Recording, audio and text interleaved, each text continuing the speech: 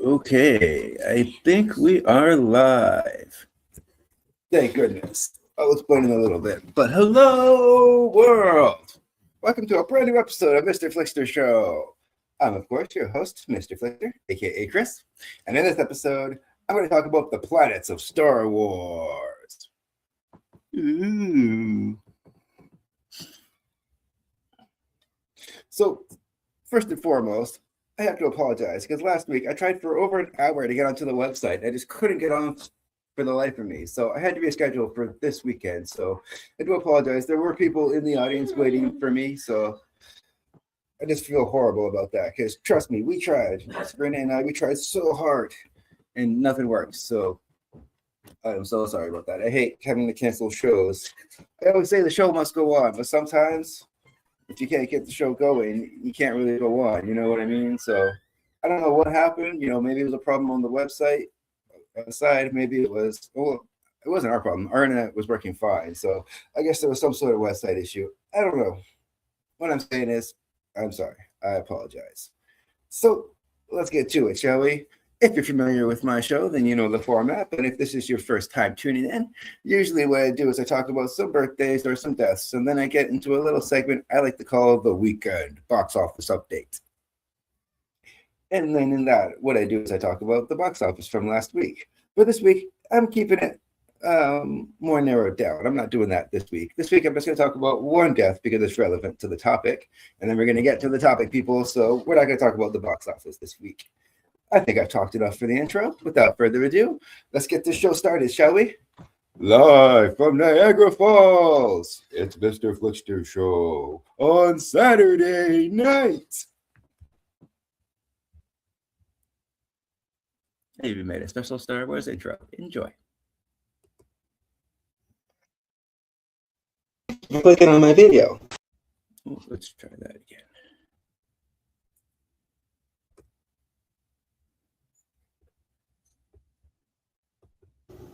Welcome to my channel. Thank you for clicking on my video.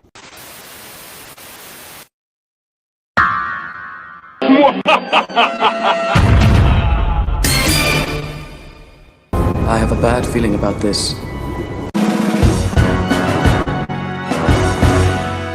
I've got a bad feeling about this.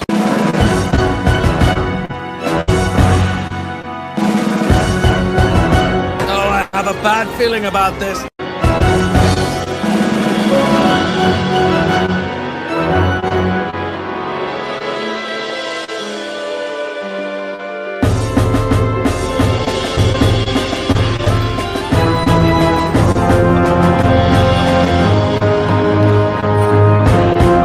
I've got a bad feeling about it. Quiet.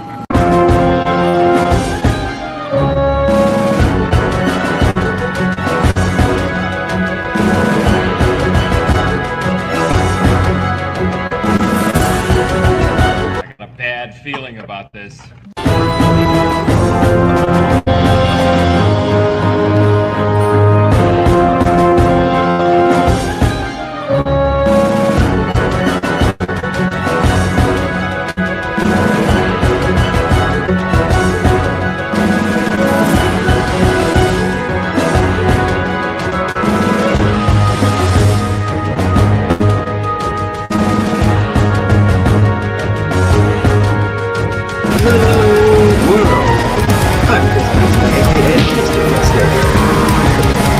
Motion pictures.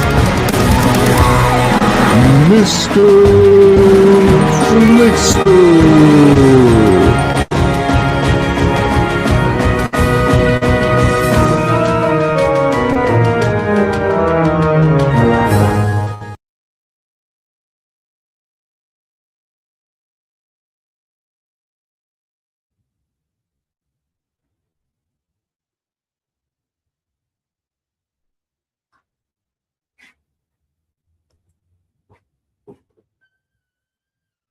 So where'd I go?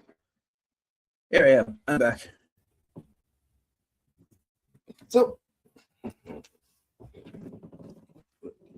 the first order of business, we have somebody that passed away recently. That has to do with Star Wars. So let's talk about that. I just want to make sure I share the screen first. This one. Oh, did that work? Yeah, so far so good. Okay. Let's just put myself in the corner.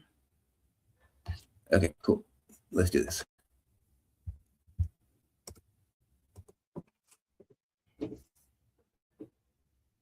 So the person I want to talk about is Tom Kane.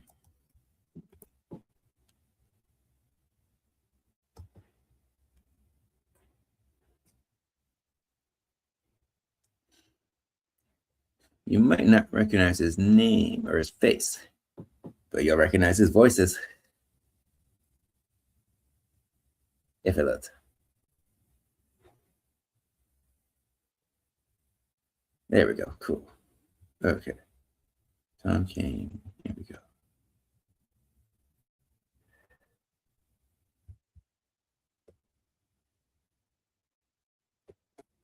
I'm getting ahead of myself. Here he is.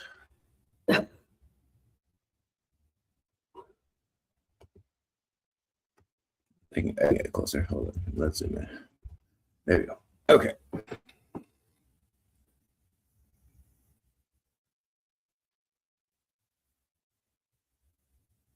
So I just want to take a moment to remember a special Star Wars icon.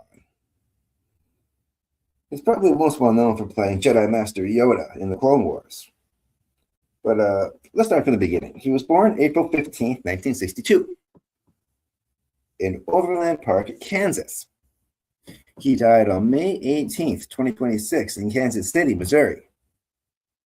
And that was at the age of 62. This was due to complications from a stroke. Rest in peace, Tom Kane.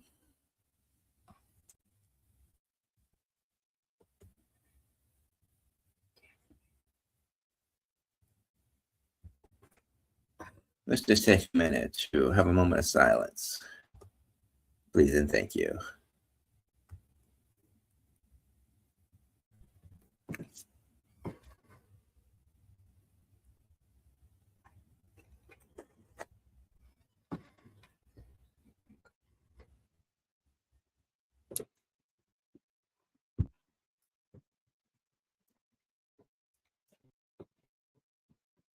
Thank you.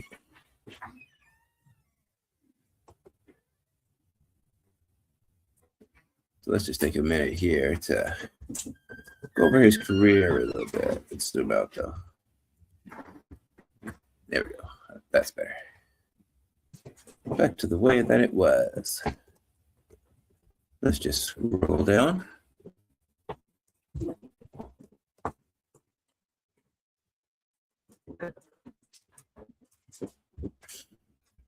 Okay, so back up a little bit. Sorry about that. Okay, I just want to look at acting. He has 275 acting credits. Wow. Wow. That's amazing.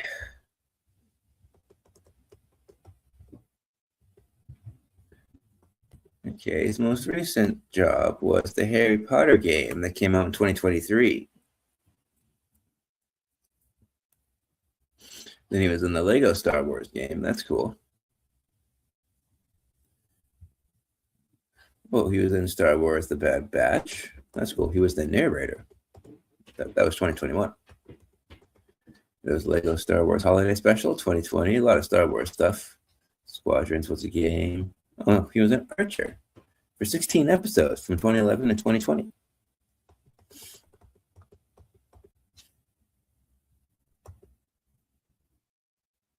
There it is, Star Wars, The Clone Wars TV series, 132 episodes. And it ran from 2008 to 2020. Old Republic was another game.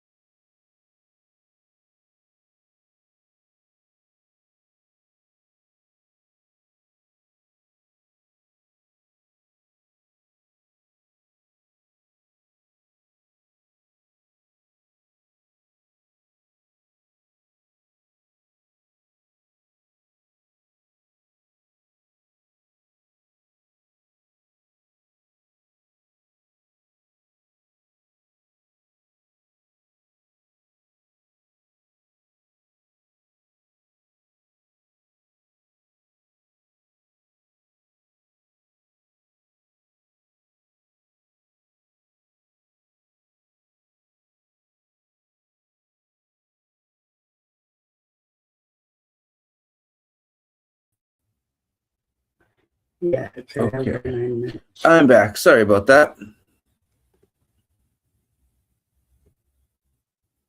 Okay, hold on. I'm just gonna get my bearings here for a moment. I'm gonna go silent here for a second. So just bear with me, folks. Sorry about that. I might go away for a minute, but don't go away.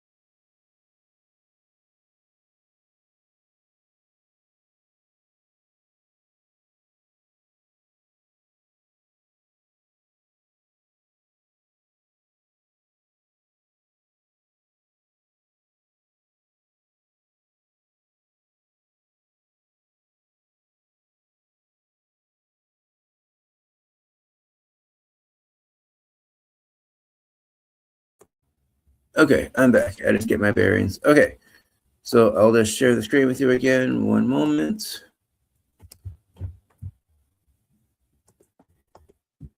Again, I'm not sure if it's the internet or if it's my end. Here we go. Give it a moment here. All right, folks, we'll get back to it. Just put myself in the corner. Maybe. No. Okay,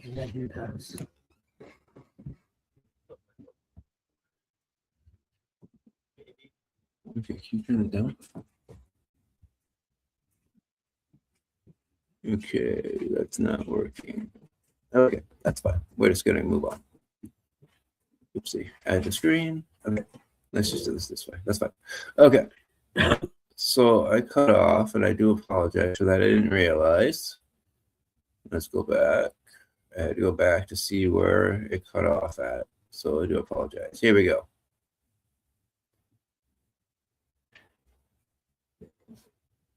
So there it is. Star Wars Clone Wars was the last thing I said. 2008 to 2022, 132 episodes. Okay. So sorry I didn't realize. Let's move on. That's my fault. No, that's okay, Sabrina. That's what happens when I have to go to the back. No worries, no worries. Okay. Anyways, let's go on. Lots of video games. As you can see, some shorts, some video games, mainly Star Wars stuff, a lot of Powerpuff Girls stuff, which is awesome. See, we got Call of Duty's Revelations here, 2016. And in case you missed it, hold on a second. He's got 275 acting credits. Wow. Phenomenal. He was working. Okay, let's go. Video games, lots of video games. I'm not going to go through all these video games, obviously. As you can see, there's lots of Marvel, Star Wars, more Call of Duty. Oh, he was in Aragorn's Quest. That's cool. 2010. Warhammer 4000. Lots of stuff. Lots of games. More games. He was in the movie 9. Great movie. 2009. I highly recommend this if you haven't seen it. Let's see. What else is here? Wolverine and the X-Men. He was Magneto. That's cool. 13 episodes. 2008 to 2009. Is he just a voice actor? Yeah. Voice actor. Powerpuff Girls Rule. It says short, so I guess that was exactly what it says. Yeah. Okay, let's move on. Lots of games, lots of games. Oh, Fracture. Cool. 2008. Let's see. What are you doing? Soul Calibur 4. Oh, he was Yoda in that? That's awesome. Soul Calibur is a great fighting game. What else we got here? Oh, yeah, he was in Kim Possible. for 11 episodes, 2002 to 2007. He was in Shrek the Third, 2007. Not the best Shrek, but hey, it exists. Ben 10. It just said guard. Oh, okay. His character didn't have a name. Let's see. Ben 10, 3 episodes, 2006. Good show. Probably forgotten. Let's see. More Impossible. Oh, Final Fantasy 12, 2006. I love Final Fantasy. Clone Wars. This was the original series, 2003 to 2005. He was at 11 episodes. He played Yoda and C-3PO. I didn't know about C-3PO. That's cool. He was also in Duck Dodgers. 6 episodes, 2003 to 2005. The Grim Adventures of Billy and Mandy. 2 episodes, 2004 to 2005. He was in Jimmy Neutron for 1 episode. Oh, he was in Avatar, The Last Airbender. Additional voices, though, for 1 episode. That's another great series. Let's see, what else is here? More video games. Lots of video games. Okay. Oh, he was in Rugrats Go Wild. Oh, he played Darwin? I didn't know that. 2003, that's cool. That was a big deal when it came out because it combined Wild Thornberrys and it combined Rugrats. And here's Wild Thornberrys again. That's cool. He played the talking monkey. There it is. Wild Thornberrys, 2002. Great show. More video games. Wild Thornberrys. Oh, he was in Johnny Bravo. That's awesome. 8 episodes. 1997 to 2001. Now we're getting to my childhood. He was in Dracula 2000. Good movie. From 2000, of course. What else we got? Oh, he was in Buzz Lightyear Star Command for 1 episode. That's cool. 2000. That's awesome. What else we got? More games. More games. Oh, Angry Beavers. 7 episodes. Yeah, that was an awesome show. 1997 to 1998. Let's see. Pitfall was a good game. 1997. I don't know who remembers Pitfall. Comment below if you do. He was in the animated Spider-Man series. He was Doctor Doom for 1 episode. Whoa, that's cool. 1997. And then the Incredible Hulk show for 2 episodes, 1996 to 1997.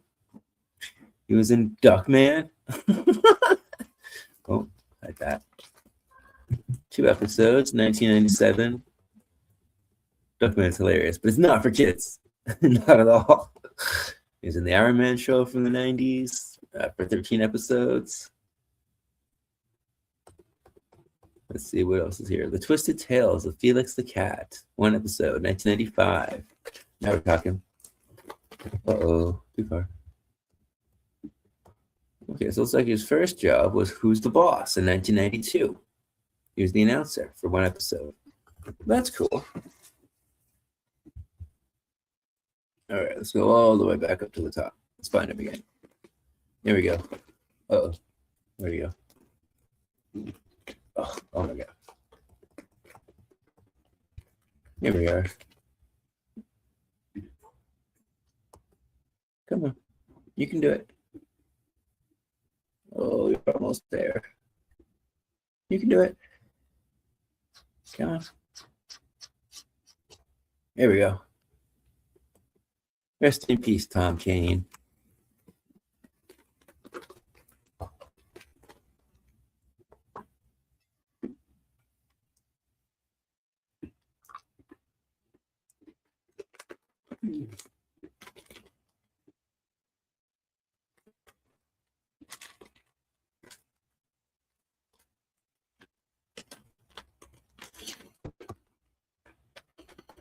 Okay. Here I am. He had extensive credits. Yeah, a lot of credits there. Okay. I just want to make a note of the time. So I'm working on doing actually I can just type it in. I'm working on doing timestamps. So where are we? 48 minutes. Cool. Okay. Cool. All right, let's get started, folks. I'm gonna have to redo some things I had to do for the setup, but that's okay. Let's talk about the planets of Star Wars. So, now that I've laid down the foundation, because 2 weeks ago, or maybe it was 3 weeks ago by now, I talked about the different cultural and historical inspirations behind Star Wars.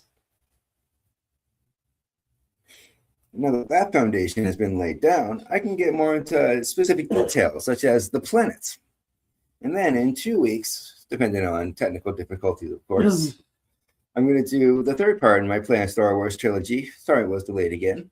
But the last part is going to be the aliens of Star Wars. So I'm excited to talk about that too. But I can talk about Star Wars all day. I love Star Wars.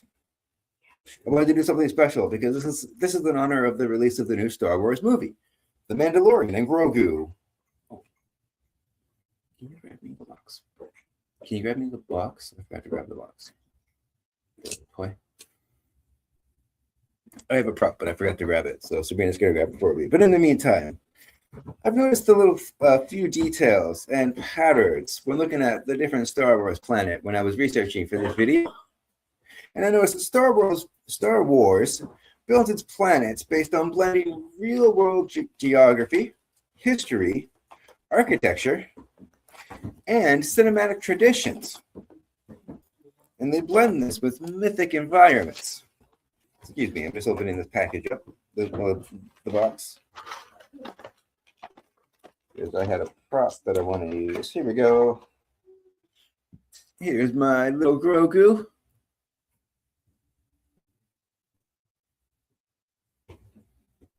So I'll just put him right here. Oh, that's really small. Okay. He's right here, though. I'll get you a closer look one more time. There he is. So cute.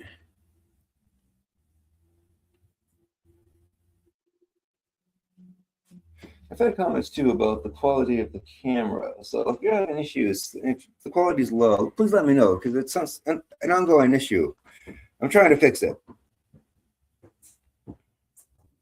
I do appreciate the feedback. But like I was saying, rather than directly representing specific cultures,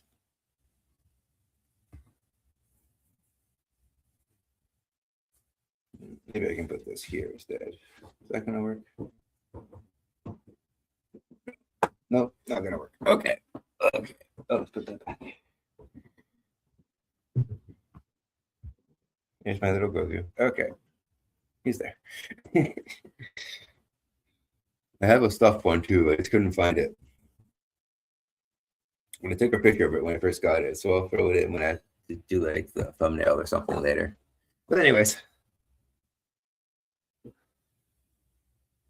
Like I was saying, rather than directly representing specific cultures, George Lucas and the other people who have also contributed to Star Wars, of course, they tend to use recognizable visuals to create instantly understandable, memorable worlds.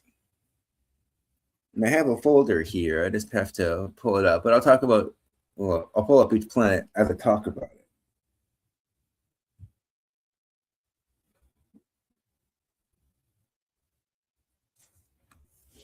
So I noticed that across the saga, planets often follow a recurring pattern. Environments shape how societies work.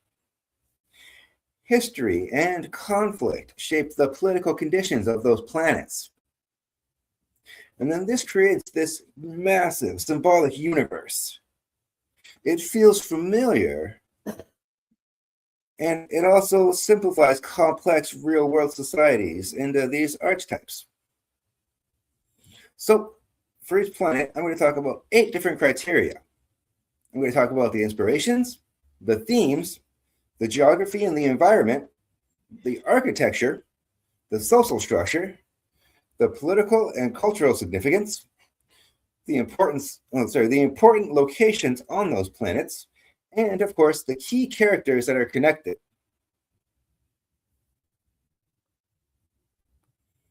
And again, I'm not going to get too much into alien races. I'll mention characters and stuff, but we'll talk about races. Well, alien races, I should say, in a couple of weeks. First, I want to kick things off with a joke, because that's my style. What do you call a sarlacc pit that speaks in ironic mockery? Sarcasm. I had to. All right, so I'm going to start off with the most relevant planet.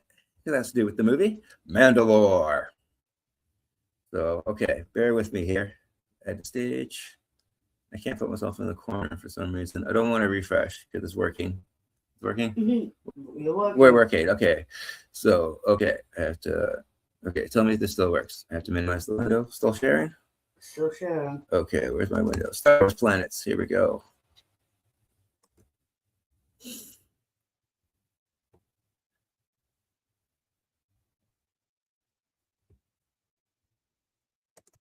Here it is.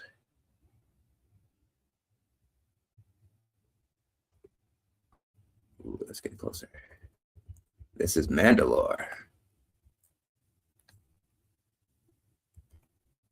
There we go.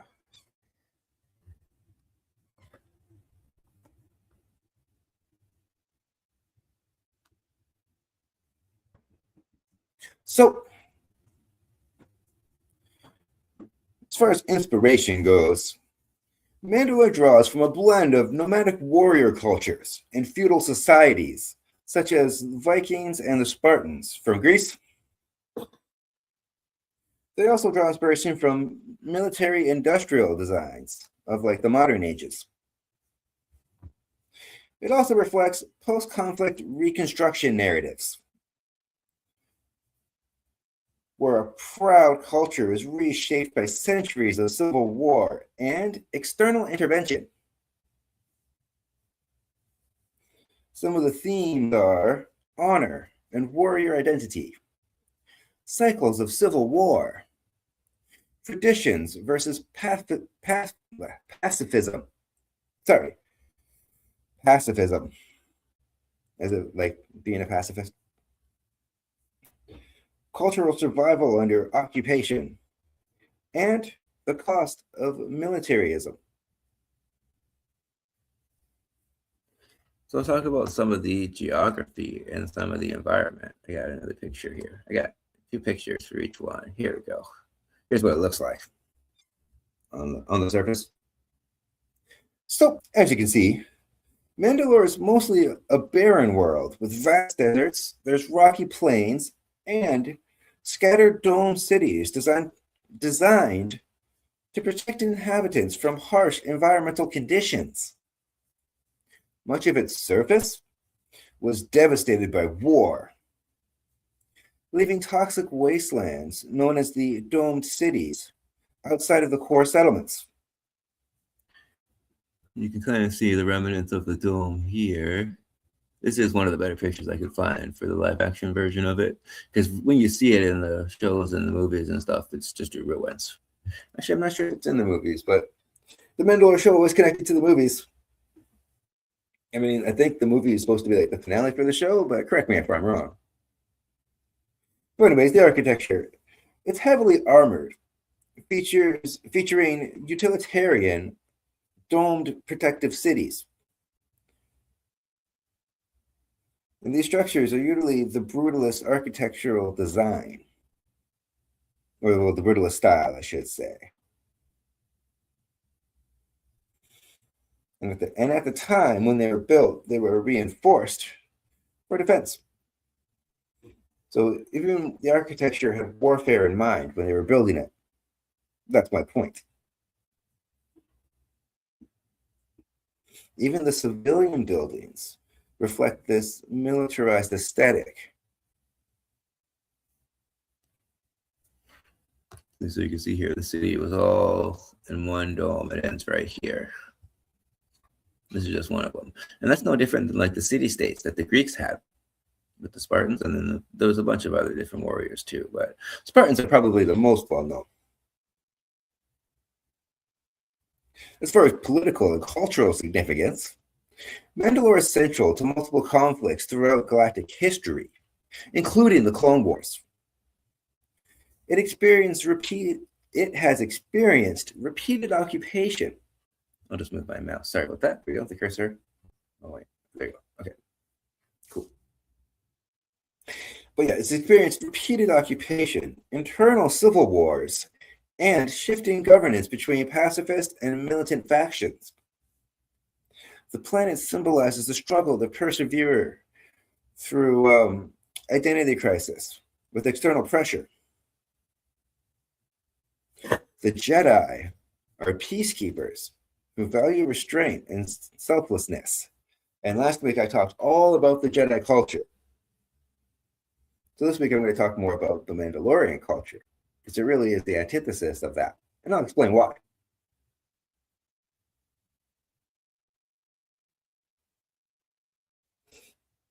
Like I was saying, the Jedi represent restraint and selflessness, whereas the Mandalorian culture, it glorifies war, it glorifies conquest, and it has value in combat prowess. So the bigger, badder, stronger warrior, therefore, is the best. Because of this clash in ideologies, they have fought numerous brutal wars against each other. The Mandalorian signature weapons, such as the armor or the flamethrower, and yes, they do use their armor as a weapon. But they got their flamethrowers, they got the jetpacks, they got grapple hooks. Those were all made with the Jedi attacks in mind, so that they could counter them. Even the armor they wear is made of Beskar. It's highly resistant to lightsabers. Although it's a rare metal, it's an indestructible ore, which is what Din Djarin wears in the show. He's got Beskar armor. This all leads me to the Darksaber. Hold on, I should have got a picture of that, so I'll just Google it. Keep things simple. Okay, here I am. I don't need IMDb anymore. But I got to talk about the Darksaber. This is important.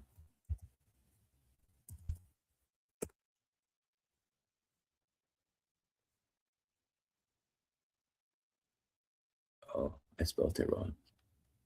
Oh, I found a picture of it. Here we go. If it loads.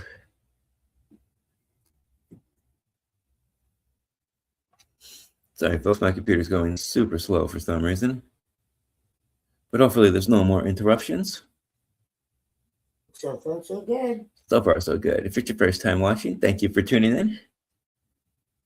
If you're a repeat viewer, thank you again for coming back and watching again. If you'd like to want to see more, I'll leave a link below for my other Star Wars videos. Please like and subscribe.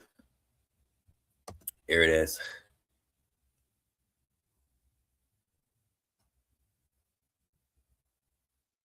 But yeah, I got a bunch of other Star Wars videos, and I got more Star Wars content planned, so stay tuned. Oh my goodness, you are taking forever. What is the holdup? Here we go. I just want to view the image, please. Here we go. There's the Darksaber. Finally. Cool. We got there. So, what is the Darksaber?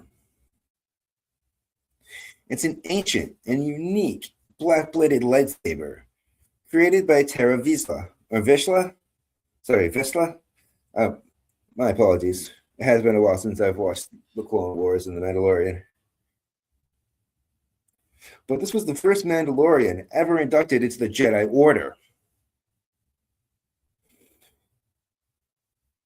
Ever since he created it, the Darksaber has been passed down through generations by the ancestor pre-Vizsla, who held on to the weapon even after the pacifist ideals of the new Mandalorians were replaced by the warrior ways of the new Mandalore. The Mandalore. We got there. replaced by the warrior ways of the Mandalore. The Darksaber is the ultimate symbol of leadership and unity among the Mandalorians. For generations, this unique lightsaber represented the right to rule the planet, as it was believed that the only wielder who claimed it in single combat possessed the strength to unite and lead all the fractured warrior clans. And then, of course, spoiler, if you've seen season 3 of The Mandalorian, you know the Darksaber got destroyed, which kind of sucks. But hey, that was a cool storyline, and I like the lore behind it. And it kind of combines both of the cultures together. It's like the only instance where that happens. So I just thought it was worth noting. This brings me to their philosophy, I guess I'd say. Yeah, philosophy. Because if you're familiar with Star Wars at all, then you know what the Jedi say. They say, "May the Force be with you." But the Mandalorians, they have a saying sort of similar to that. It's, "This is the way." And this phrase is central to Mandalorian identity. It functions as a ritual affirmation of shared beliefs, a shorthand for accepting the Mandalorian code, and a way to signal to a group identity and unity across fractured oh my god, I'm so tongue twisted. Fractured factions.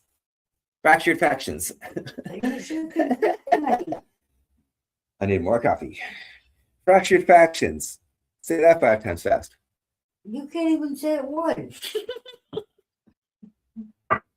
Oh, when I'm drinking. Okay. So basically, characters say this to agree to different things, whether it's following the creed, accepting what decision was made by the leader, or reaffirming what was said to somebody else. So when somebody's given an order, then the boss says, "This is the way," you repeat it back to them. It's like saying 10-4. But it's also a way of life, too. There's a philosophical side to it.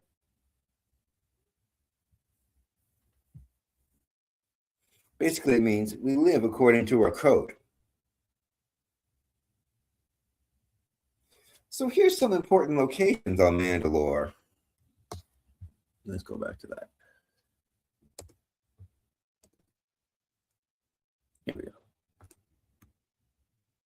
There's Sundari, the Mandalorian domed cities that I mentioned. There's the Sundari Royal Palace ruins, and the desolate surface wastelands.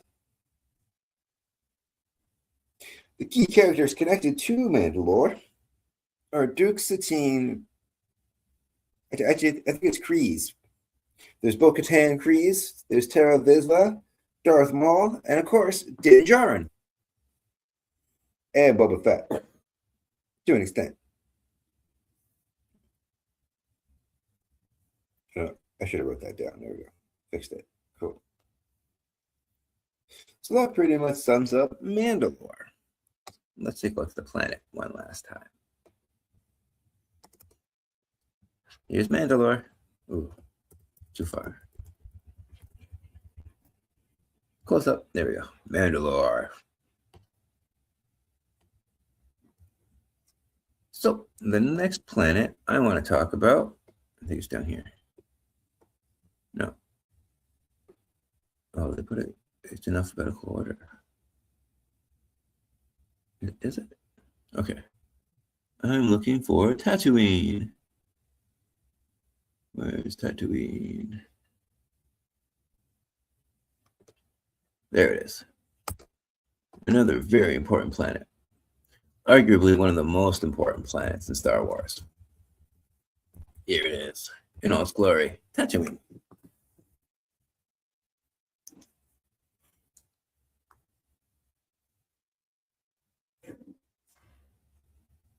So, the main inspiration for this planet is North African and Middle Eastern desert cultures. It's also inspired by American frontier Western films, Then there's the samurai influence as well. Samurai cinema. It's noteworthy that this was filmed in Tunisia, so a lot of the landscape from that country inspired how the rest of the planet would look as well. Some of the themes include isolation and survival, frontier lawlessness. Oh, I forgot to mention the location. I have the location for each planet too. I have this whole map. I'm getting ahead of myself. Okay, Mandalore is on the outer rim. Great. Tatooine is also on the outer rim. Now, hold on. You might be asking, what does that mean? Where is the outer rim? Yeah, did I put that in this folder? Am I ahead of the curve? Let's see.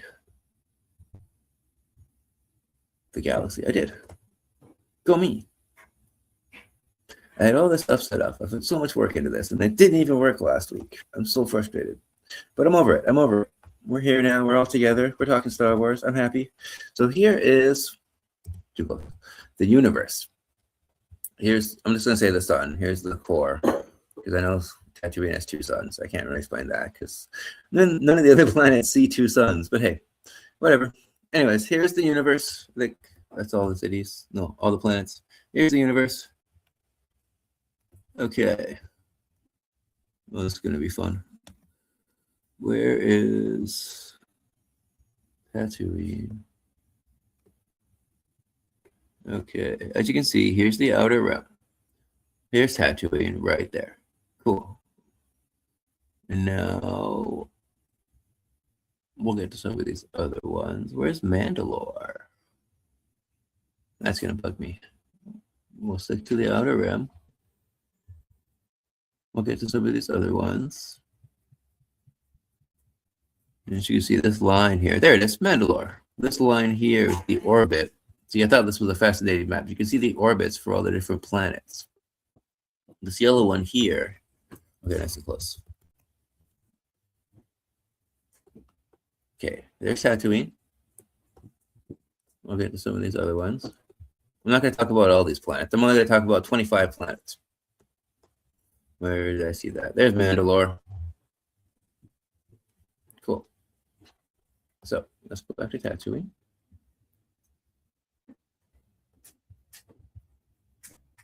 It's nice when things are organized and labeled. These are all pictures I got off Google, by the way.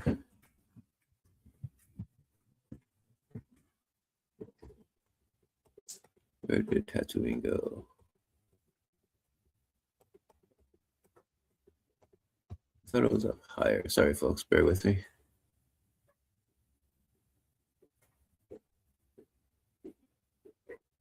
No, oh, there it is. Cool. Found it. Too far. Okay. Back to Tatooine. I'm just glad I remembered. So some of the themes are isolation and survival, frontier lawlessness, hidden destiny, poverty and neglect of the government, and smuggling, which leads to criminal power, or the criminal underworld, I should say. The geography, as you can see, is a harsh desert planet with twin suns. There's massive dunes, canyons, and extreme heat. Water scarcity shapes daily life and economy. So let's take a look at some of the architecture.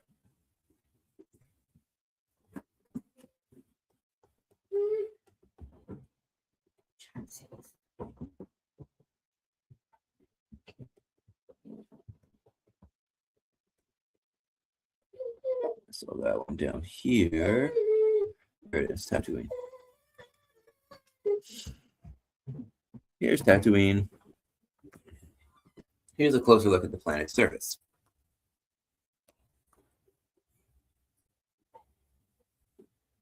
The architecture is inspired by Arab desert settlements.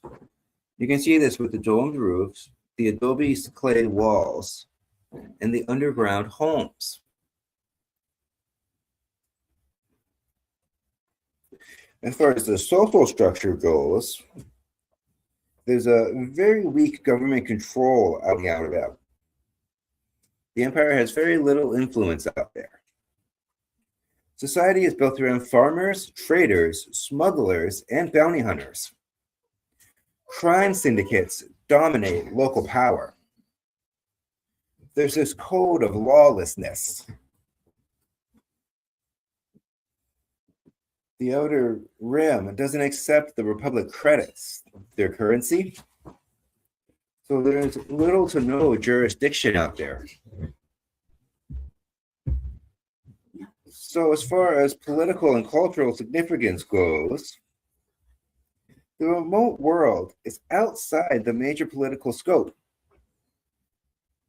This represents the edge of civilization. This is where people go to hide from the Empire.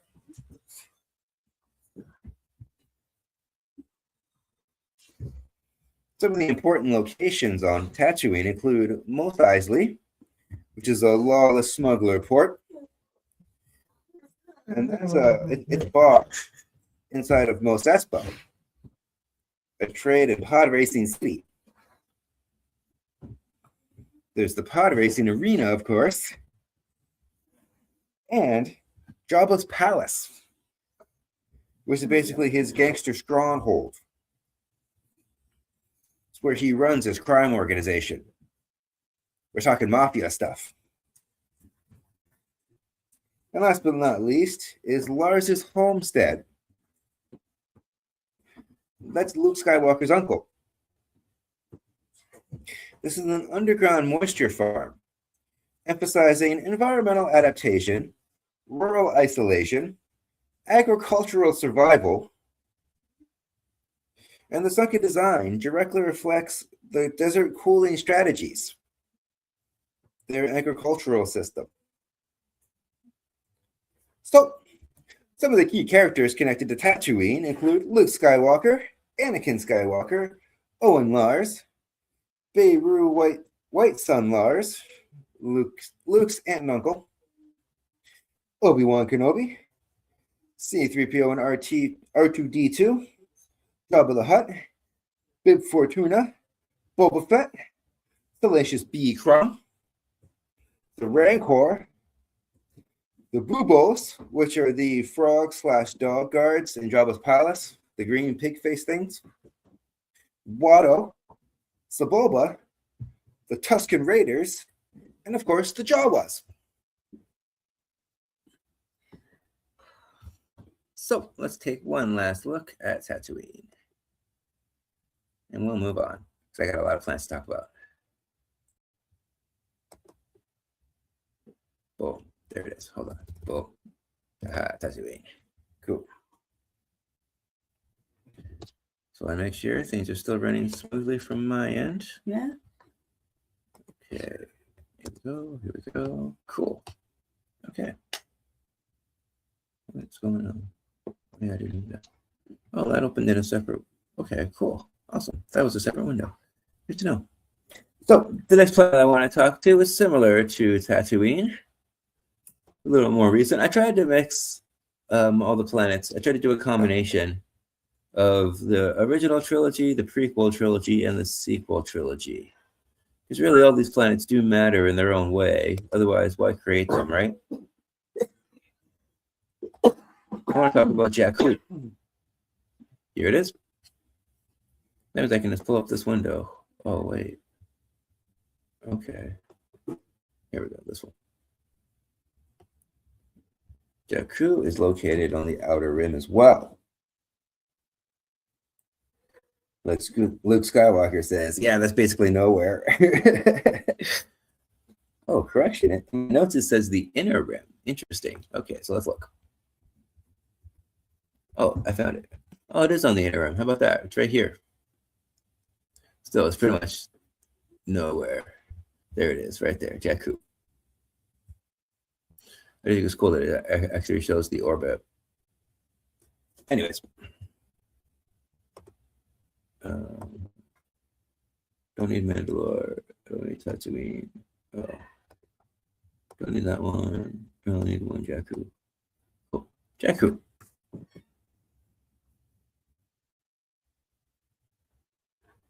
The inspiration for this planet is North African and Middle Eastern as well, with the desert imagery, post-war scrapyards, and frontier survival societies. The cinematic style recalls Lawrence of Arabia or the Mad Max movies, the original ones. Oh yeah, I guess the newer ones too, of course. That does make sense. While echoing Tatooine as a mythic desert planet origin world. Some of the themes include survival through scavenging, forgotten populations after wars ruin empires, hidden destiny, and resilience. So let's take a closer look at Jakku. Oh, okay. It's here somewhere. I'll find it. It's not far. There it is. There's Jakku. So, as you can see, Jakku is an arid desert planet with dunes, sandstorms, rocky wastelands, and massive ship graveyards. The scarcity of water and resources forces inhabitants to recycle and salvage everything from these abandoned battlefields. The buildings, well, as far as the architecture goes, the buildings are made from scavenged ship parts, such as metal plating, fabric coverings, and there's partially underground interiors that are used for like cooling yourself down. These settlements resemble desert trading outposts and improvised scrapyard towns. So the social structure involves an economy that depends on scavengers recovering technology from all this wreckage. Then they trade or just get straight up cash for it based on different scrapyard bosses who dominate the resources through recycling, while the workers survive through bartering. And they also get food rations through their trades as well, so they can get paid in money or food, whatever their choice is. But it's slim pickings for what they get.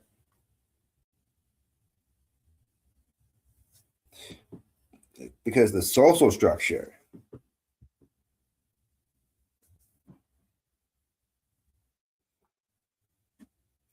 it's run by somebody named Unkar Plut. Sorry if I said that incorrectly. And he represents exploitative systems. As far as the political and cultural significance, Jakku becomes historically important after the Battle of Jakku. This is one of the Empire's final defeats. The planet symbolizes the lingering aftermath of galactic war and abandoned societies lost in the frontier. Some of the important locations include Nima Outpost, the Star Destroyer graveyards, pictured here, and Ray's abandoned Adat shelter.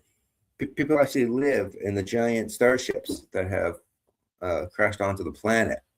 They made it their homes, which is really sad if you think about it. So, key characters connected are Rey, Finn, Poe Dameron, BB-8, and of course, Unkar Plut. I hope I'm saying that right. I haven't watched the sequel trilogy in a while. Why would I? Sorry.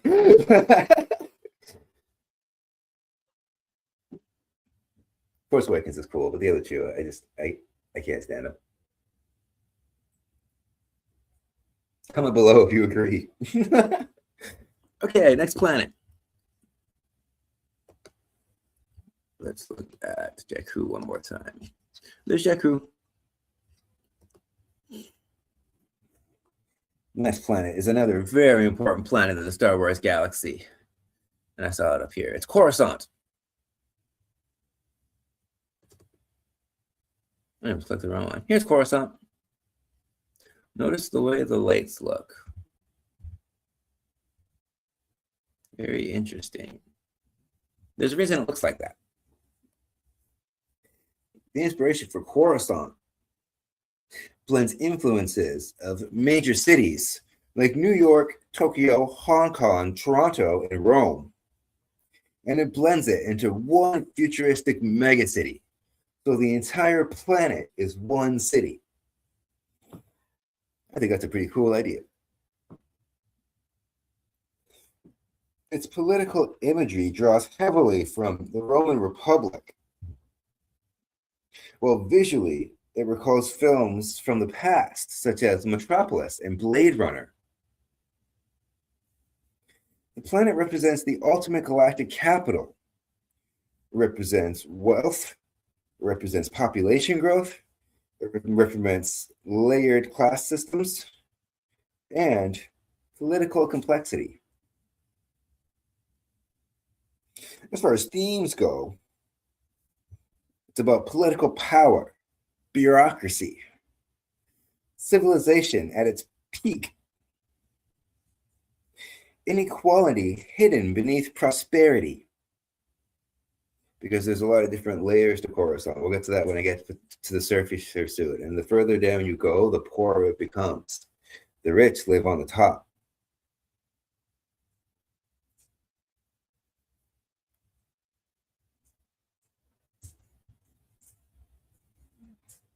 Another theme is decay within powerful institutions and the transition from a democratic republic to an authoritarian empire. So let's look at, well, first of all, let's talk about the location of it. Coruscant is part of what's known as the core worlds. so it's in the center. It's literally the center of the universe. It's right here. See, here's the core. These are the core planets on this orbit right here. Here's Coruscant. So let's look at the surface.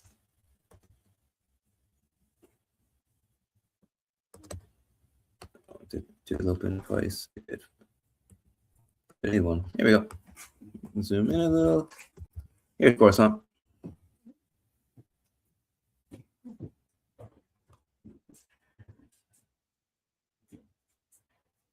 So, as far as the geography and the environment, since Coruscant is this planet-wide city, it's covered entirely in urban development. Natural landscapes are almost non-existent, replaced with endless skyscrapers, traffic lanes, industrial sectors, and the underground levels that I mentioned before. The upper districts are wealthy, while the crime-ridden lower levels get darker and more dangerous as you go further down. It's also more overcrowded. The architecture combines monumental government buildings, futuristic skyscrapers, dense neon cityscapes, and massive industrial infrastructure. The skyline represents both Roman imperial grandeur and cyberpunk urban density. You can see that here. It kind of looks like the Roman Colosseum here. And even the way that building looks. Very much like classical Rome. As far as the social structure goes, society is highly stratified.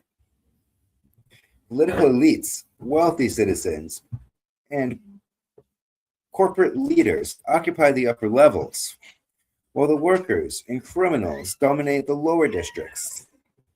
Government bureaucracy and economic equality define everyday life. They're all about social caste systems. As far as political and cultural significance goes, Coruscant is the literal center of the Galactic Republic, the Jedi Order, and later on the Galactic Empire. It symbolizes both democratic idealism and authoritarian corruption. And in my previous video, part 1 of my Star Wars trilogy, I talked all about political corruption. I also talked about fascism and Nazis. So if you haven't seen that episode, I highly recommend it. It took me a long time to write that. I'm very proud of that episode. Again, I'll leave links below for the Star Wars episodes down below. After the episode's over, of course.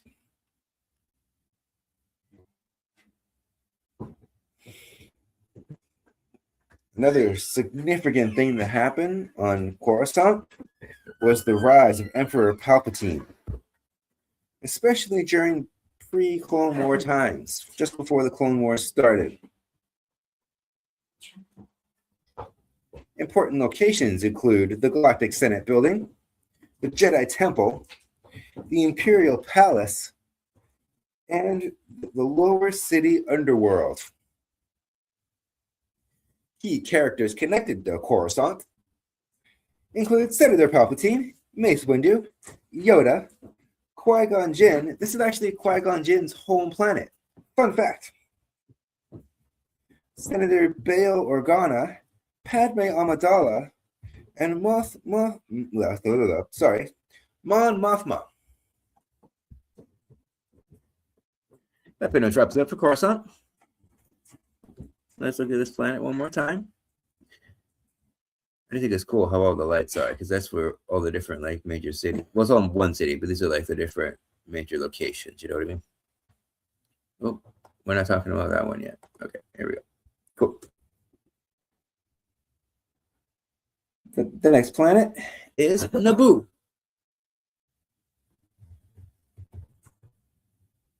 Where is Naboo?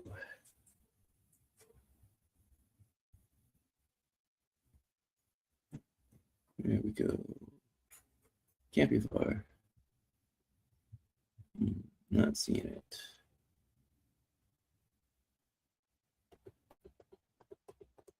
Oh, there it is. Is this the one I'm looking for? No, not yet. Oh, I need that picture, but not right now. Oh, okay. Well, okay. Yeah, I'll start with this. Didn't mean to click that, but I'll run with it. Naboo is located mid-rim. So if we zoom out a little bit,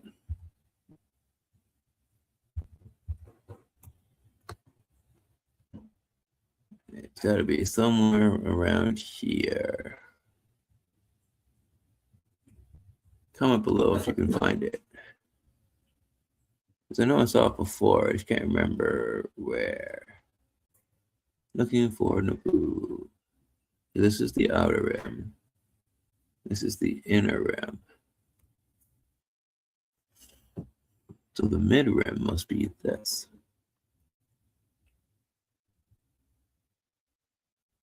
Okay. There it is. Got it.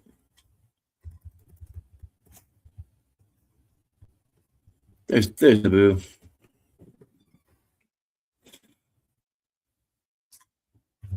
And then this is what it looks like while the surface.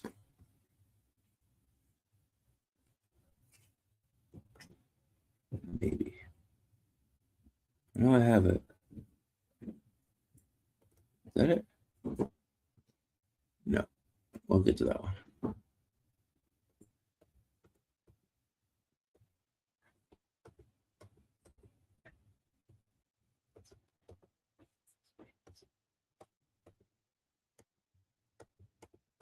Where is Naboo? That's so weird.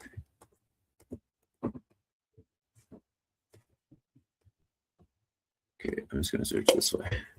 Sorry, folks, bear with me. I'll find it. I know it's here. I was looking at it before the show. Are you going to search? Okay. For some reason, that's not working. So let's just see. Go through the left long. It's also a little sneak peek for what's to come.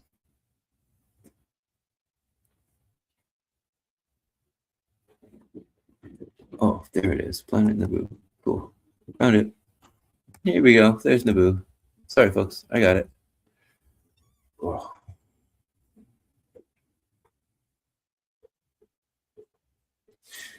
Naboo draws inspiration from the Renaissance era. More specifically, Italy, classical European monarchies, and pastoral Mediterranean landscapes. Its cities and palaces resemble Venice, Florence, and the countryside of Tuscany. While its peaceful countryside represents romanticized rural Europe, the planet's aesthetic emphasizes elegance, harmony, beauty, art, politics, and idealized civilization. So some of the themes include beauty and harmony with nature, democracy balanced with monarchy, innocence threatened by militarism, peace, diplomacy, and culture, the loss of idealism through political crisis. Okay, let's go back to the surface now. Now we can look at that picture. This planet's gorgeous. Love the waterfalls. And this is just the surface. We haven't even seen it under the water. The planet mainly consists of rolling plains, forests, lakes, rivers, waterfalls, and fertile farmland. Unlike the harsher Star Wars worlds, like some of the ones I just talked about, this environment appears calm, prosperous, and is carefully preserved. It's like the opposite of Coruscant. They didn't care about the environment. And beneath the surface, there's this underwater cave system inhabited by an underwater society. And this society is run by the alien race known as the Gungans. So if you look at the architecture, it combines dome palaces, stone plazas, arches, canals, and classical civic buildings, all inspired by the Renaissance, and you could even argue it's from Baroque Europe. The cities use warm color palettes. They have open public spaces, and it's usually all including decorative artistry to communicate refinement and stability. As far as the social structure goes, Naboo society blends elected monarchy with democratic institutions. The human Naboo culture values education, diplomacy, and art, while the Gungans maintain a separate tribal and aquatic society. The relations between the two groups initially reflect social division before later cooperation, as seen in The Phantom Menace. Two societies come together for the greater good of the planet. Great message. As far as the political and cultural significance, Naboo is another very important planet in the Star Wars universe. I'd say the top 10 the first 10 planets I mentioned are probably the most important. But anyone can argue why any planet is the most important. But anyways, this is just my opinion. But Naboo is central to the fall of the Galactic Republic. The invasion by the Trade Federation helps begin Chancellor Palpatine's rise to power, and it exposes the weaknesses in galactic democracy. The planet symbolizes fading idealisms. Important locations include Theed, which I think is that city. Then the Royal Palace of Theed, which I think is this building. Don't quote me on that. The Gungan underwater cities, and the Naboo countryside. Let me just find the Naboo one. Oopsie. I don't need that. Hide that. Okay. Let's go back here. So good. Okay, we're good. But anyways, let's go.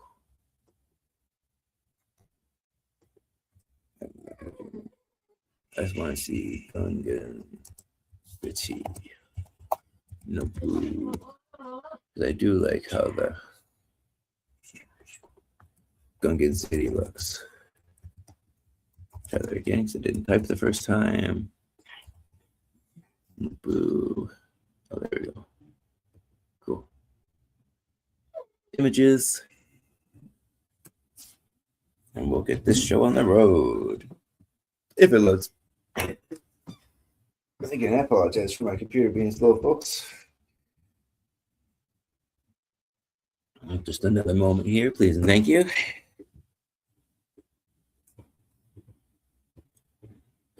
Yeah, some of the key characters connected to Naboo include Queen Amidala.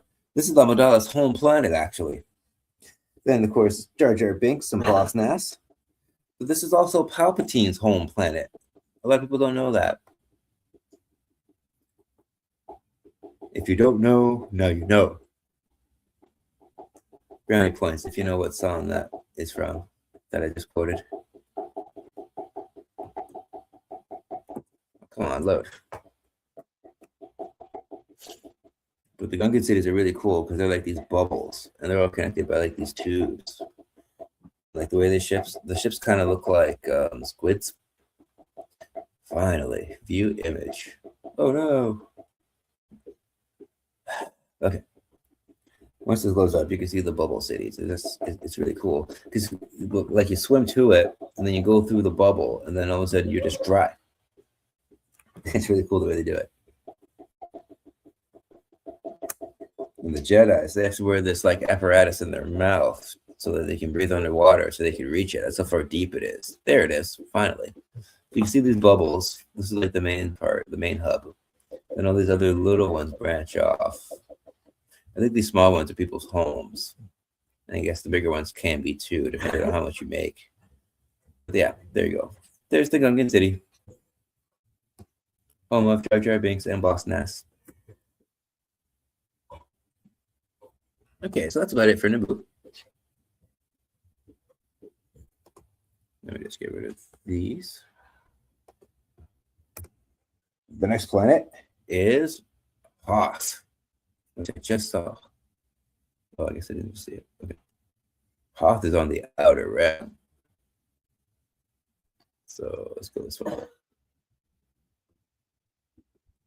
Hoth is another crucial planet. It's the ice planet from The Empire Strikes Back. Where is Hoth? I know it's here somewhere. The outer rim.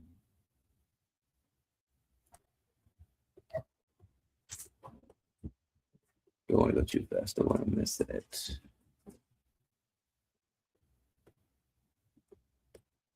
Maybe I did see it over here. Huh. Okay.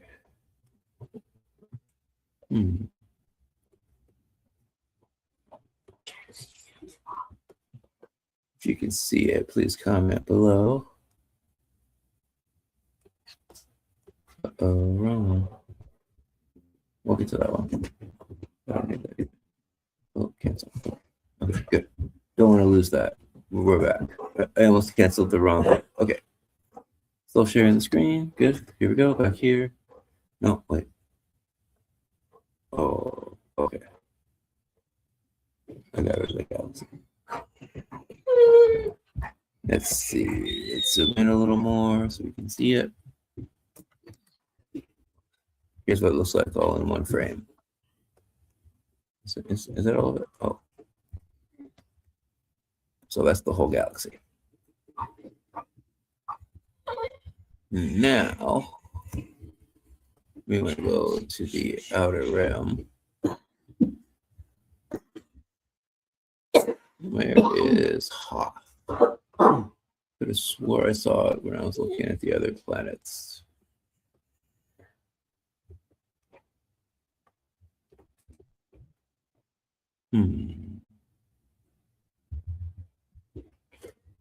Okay, I might just move on because I can't find it right now. I can always come back later. I can point it out next time I come back to the map to look at another planet. Let's just take one more look around, literally.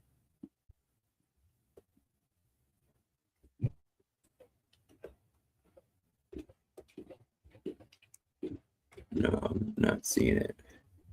But I'm known to not see things right in front of my face when looking for stuff. Oh my god, it's right here. That's what threw me off. It says Bespin and Hoth. Oh my god, it's right here. I found it, people. So it's next to Bespin. I don't know why they're both together in the same bubble. That threw me off. But hey, I found it. Hoth is around here. There it is. And then you saw the orbit. So here's what it looks like. I think that one's toward the top.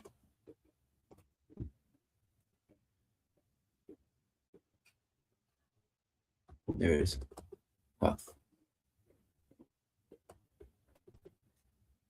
Oh. Oops, not that one. That's the surface. We'll get to that. Where is the planet?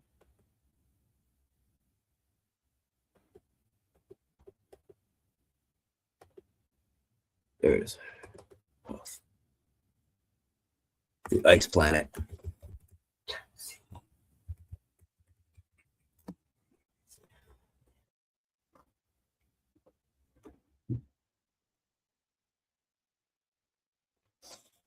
Okay, I just want to make sure. Still going. Still going. Okay, cool. Oops. Anyway, the one. Okay, here's Hoth. Hoth draws inspiration from Arctic and Antarctic environments, polar explorations, and military survival in extreme winter conditions. Its visual style was influenced by World War II snow warfare imagery, and films featuring frozen landscapes. The planet's stark, the planet's stark whiteness creates a sense of vulnerability, endurance, and isolation. Emphasis on the ice. Get it? Isolation. Okay, I'll move on. Sorry. Some of the core themes include survival against nature, resistance under pressure, isolation and hardship, sacrifice during retreat, and small rebellion versus overwhelming political power. So let's look at the surface a little more than before. Here we go. There's Hoth. So you can see the geography and the environment here. The ice-covered planet has frozen plains, glaciers, repeated snowstorms, mountain ranges, and sub-zero temperatures. Blizzards can be dangerous for wildlife, and it makes survival difficult for humans and other alien races too, of course, that are visiting. This harsh climate shapes every aspect of life, requiring insulated shelters, survival gear, and constant resource management. As far as the architecture goes, the rebel base is carved directly into rock and ice, resembling military bunkers and polar research stations. The interiors are functional as temporary, are functional to be temporary, not for long-term living.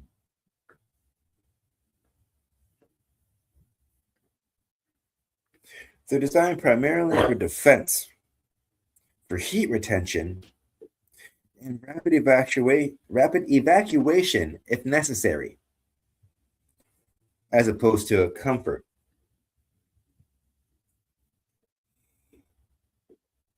So this means that the social structure has no permanent like civilization there because nobody really stays there for long periods of time. They just hide there from the Empire.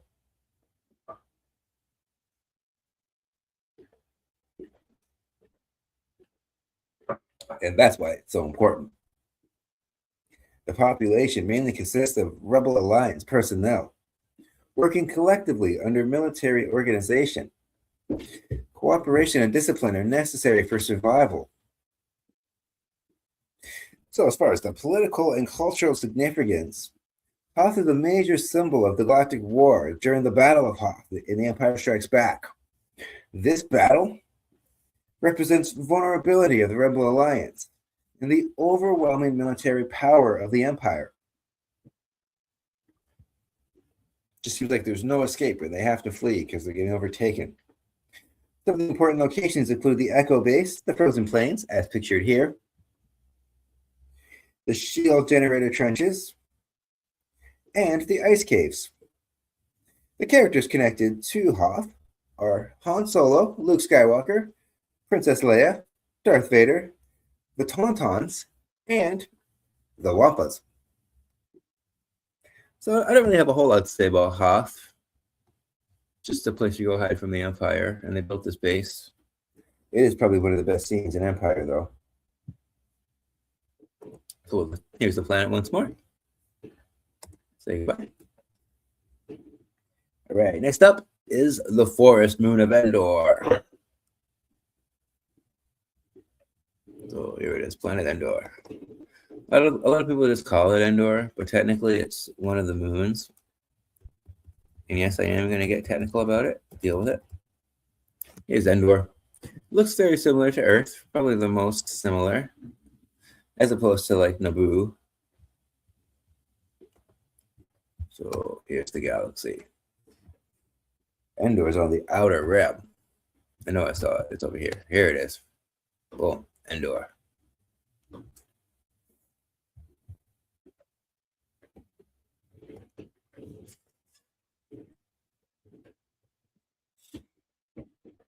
This forest moon draws inspiration from the Pacific Northwest forests, indigenous woodland cultures, and mythic fairy tale wilderness imagery.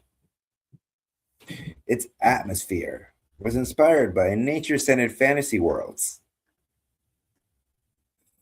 And the cultures use guerrilla warfare tactics, particularly in conflicts where technology is weaker than their opposing forces.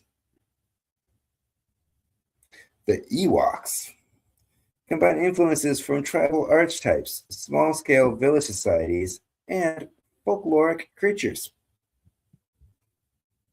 To me, they kind of look like teddy bears.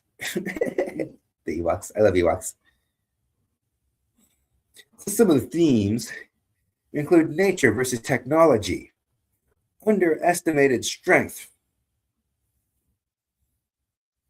what it means to be an underdog, community and cooperation, rebellion against the Empire, and harmony with nature. So let's take a closer look at the forest moon of Endor. Where did I see that? There it is. Ewok Village. There it is. Here's what the planet looks like. As far as the geography and the environment, Endor is covered with dense forests, giant redwood-like trees, massive rivers leading to even bigger lakes, all in this misty wilderness. The terrain puts limitations on large-scale military movements, and it favors local knowledge, stealth, and ambush tactics. So if you're from there and you know the environment, you can use it to advantage.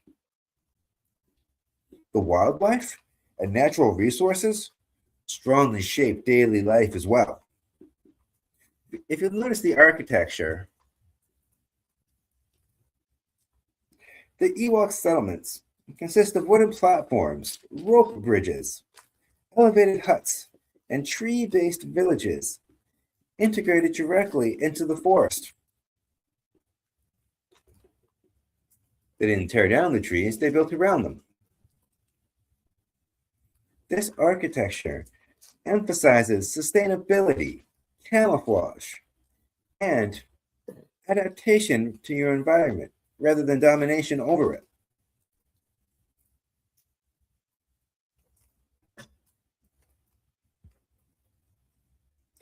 As far as the social structure goes, Ewok society is tribal and community-oriented, with leadership shared through elders, prime warriors, and spiritual figures. Survival depends on cooperation, hunting, gathering, and collective defense. They also carry on their history through oral traditions as opposed to written languages. And rituals play an important role in their culture. At one point, they think C-3PO is a god, for example, so they worship him like that. And then it kind of plays out in a funny way. So as far as the political and cultural significance, this moon becomes the site of the Battle of Endor in Return of the Jedi. One of my favorite scenes in the entire franchise. The Ewoks' victory alongside the Rebel Alliance symbolize how decentralized local resistance can defeat technologically superior empires. The important locations on this moon include the Ewok village, pictured here, the Imperial Shield Generator bunker, the forest battlefield, and the Ewok ceremonial grounds. A key character that I haven't mentioned yet that's connected to this planet is Wicket, the Ewok. So that's about all I have to say about Endor. We can look at the planet one more time. The next planet that I want to talk about is similar to Endor. It's mid-rim. It's a little planet called Kashyyyk, which, if you don't know, is the Wookiee planet. I'm hoping if you don't know about Star Wars, you can learn a lot about Star Wars while watching my videos. I'm trying to make this a nice introduction to people who have little to no knowledge about it, like younger generations. Like my nephews. And like their friends and stuff. Even people that I go to school with in college that are like a generation younger than me. I consider a generation to be like 20, 25 years apart. But anyways, where is Kashyyyk? There it is. I saw it. There it is. It's also very similar to Earth.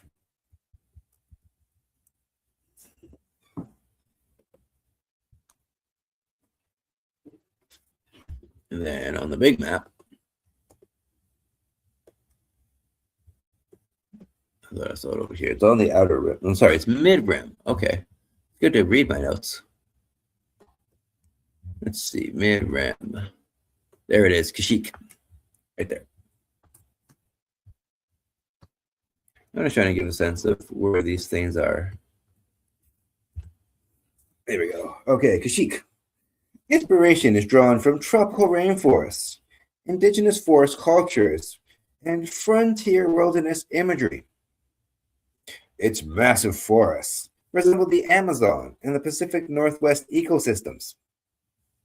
Wookiee society reflects themes of clan loyalty, oral traditions, and deep spiritual connection to nature. The planet also evokes colonial-era conflicts between industrial powers and native populations. Some of the themes included are harmony with nature, resistance against technology and occupation, And by that I mean like when one country occupies another country, or planets in this case. Survival of clans, loyalty, family. It also represents dangerous ecosystems and that conflict between man versus nature.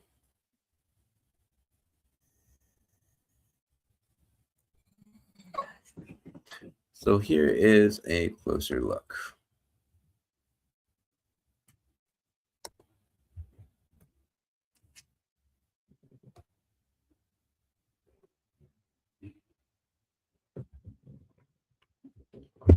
So I saw that up here. Yeah, first one. Here we go. Kashyyyk. There it is.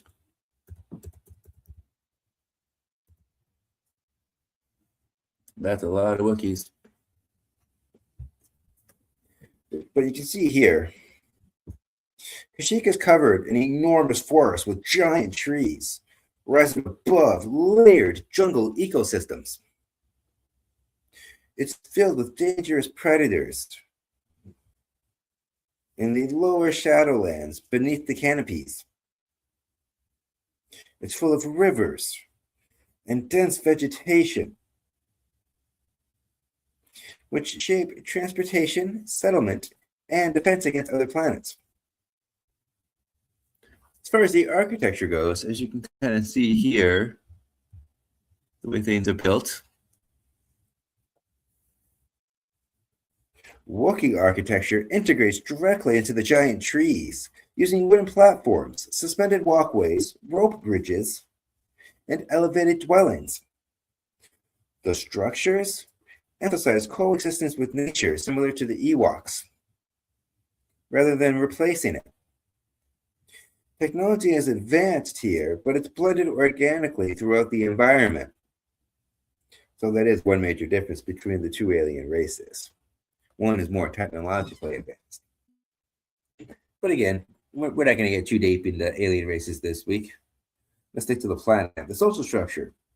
It's a clan-based society, and it's community-oriented, valuing honor, strength, craftsmanship, and warrior. Well, being a warrior. I forgot a word there. Families and extended clans from the foundation of social life often lead, and leadership is tied to respected warriors and elders. As far as the political and cultural significance goes, this planet's important because of the battle during the Clone Wars. And later it suffers from imperial occupation and enslavement.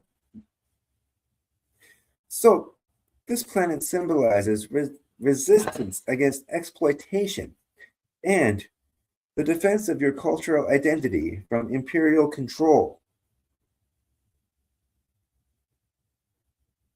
Some of the important locations include Kachiro, the Wookiee tree villages, the Shadowlands beneath the forest canopy, and the coastal battle zones, pictured here. Key characters include Chewbacca, of course. Then there's a lesser-known Wookiee, Tarful, and Yoda. Yoda was stationed here during the Clone Wars. He fought with the Wookiees against the Empire. So, that's Kashyyyk. One last time, here's Kashyyyk.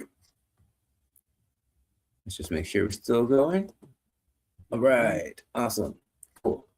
No comments, we're good. Wait, what am I doing? Yeah, here. Okay, next.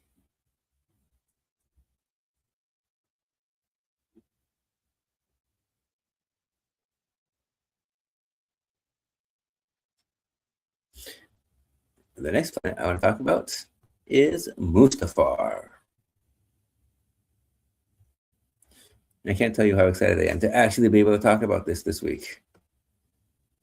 I thought I was going to explode all week just waiting to talk about this stuff. I'm happy. It's working. We're doing it. There's Mustafa. This is the opposite of the last two planets I just talked about. You can see by the bright reds. Mustafa is located on the outer rim, and I know I saw this one on that photo. I only need one though. Bye, Kashyyyk. Okay. Mustafa was down here.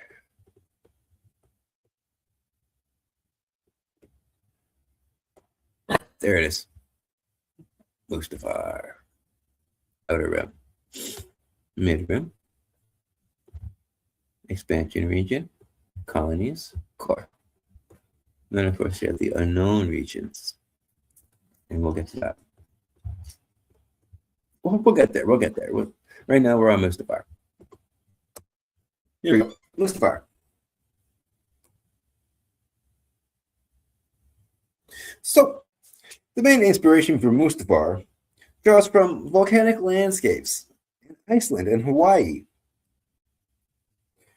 It's also inspired by hell from the Bible and Christianity, and mythological visions of the underworld, like Greek mythology. The design directly reflects dark fantasy and Gothic symbolism, combining the lava-filled terrain with harsh industrial structures. The planet visually represents destruction, rage, and moral collapse. I think that's quite apparent just by looking at it.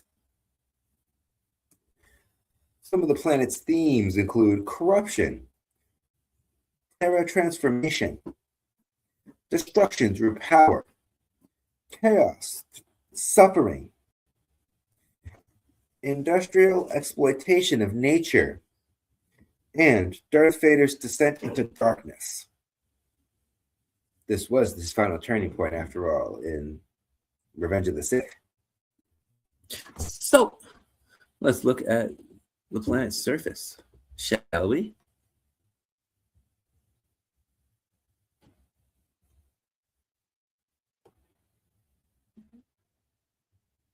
Okay, let's see. Yeah, here it is. I thought it was at the top. Here it is. This planet is scary looking. It even looks like hell, which is very intentional. And I talked about that in my last episode. I'm just going to call that episode 1. This is episode 2, the planets. And then episode 3 is going to be the aliens.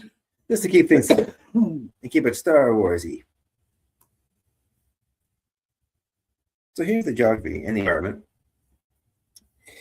It's a volcanic planet covered in lava rivers, ash storms, magma falls, not waterfalls, and unstable rocky terrain. Most of the planet is uninhabitable and probably uncharted. The extreme heat and constant volcanic activity makes survival difficult. The violent environment mirrors emotional conflict and aggression. As far as the architecture goes, it's dark, angular, and industrial, built to withstand extreme heat. The planet is full of mining facilities, towers, and fortress structures that rise high above the lava flows. These designs emphasize mechanical power and isolation rather than beauty or comfort. And you can see one of the towers here. That's why I picked this picture. You can really see the tower and the magma fall. And then one of the rivers. This is one of the best fight scenes, too, in the whole franchise. Obi-Wan Kenobi versus Anakin.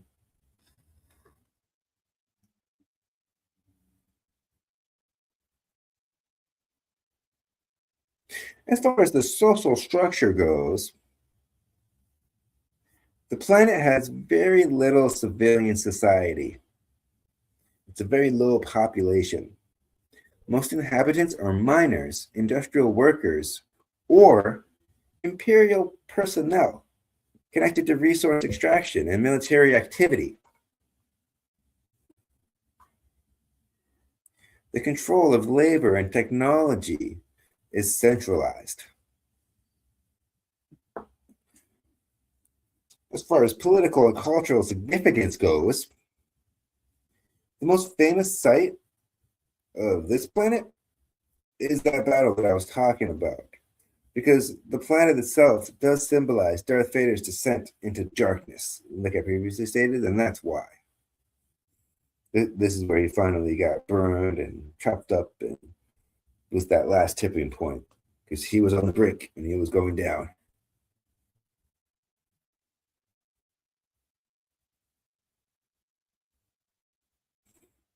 That probably what makes it the most significant thing, actually. But hey, some of the locations are the Fortress Vader, lava mining facilities, volcanic rivers and platforms, and the dual site above the lava flows. Which were very similar to these here, but I think it was on the other side of this building, actually. That's okay. That's about all I have to say about Mustafa.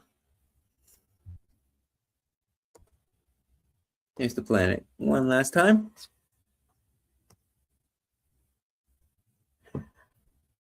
Okay, moving on. The next planet I'm going to talk about is Canonical. This is from the sequel trilogy.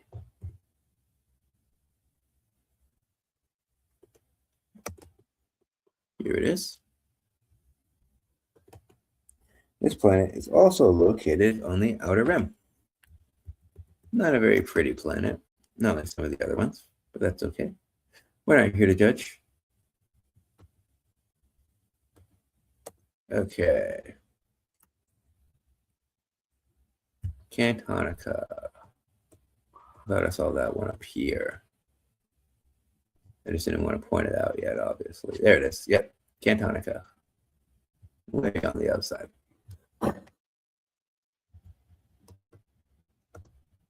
Okay. So, the inspiration for this planet is Monaco, Dubai, Las Vegas, and other luxury casino cultural locations. I really can't talk tonight. I apologize. Let's try this again. Monaco, Dubai, Las Vegas, and other luxurious casino cultural locations. Basically, anywhere you go and there's fancy casinos or like that high city life, that's Canonical. Its imagery combines elite resort cities, high society fashion, and critiques of wartime profiteering. It's most well known for its casino city of Canto Bight, representing glamorous wealth built alongside inequality and political corruption. And I love that dichotomy about the planet. Some of the themes include wealth, access, neutrality during conflict, neutrality during conflict, exploitation fueling luxury, corruption of elite society, and the moral hypocrisy of war profiteering. So let's take a look at the surface. Here's Canto Bight.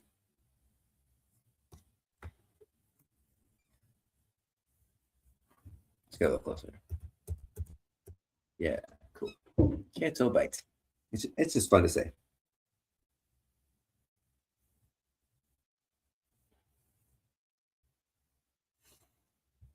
What's it called when someone can't afford life there? They can't tell a bite. I had to. I just made that up.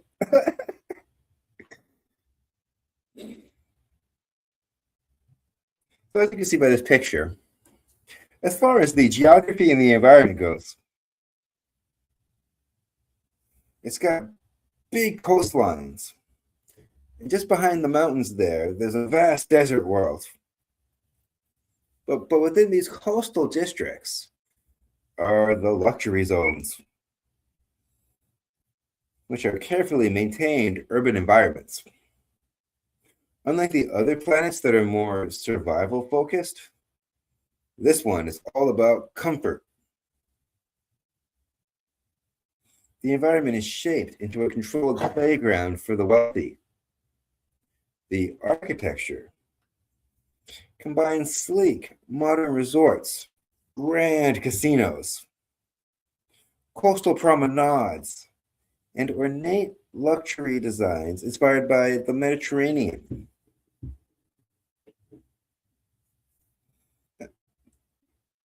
The buildings emphasize elegance, entertainment, and exclusivity. Exclusivity. I don't know, I said that like that the first time.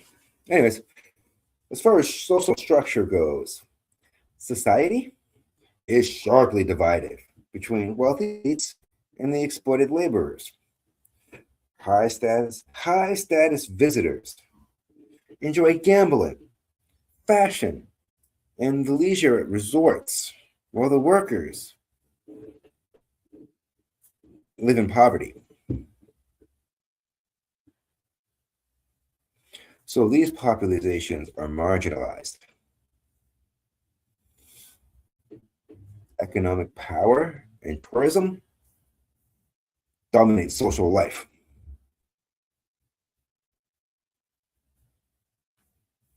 So as far as political and cultural significance, Cantonica represents that moral ambiguity. I can't read to that either. Holy crap. Cantonica represents moral ambiguity.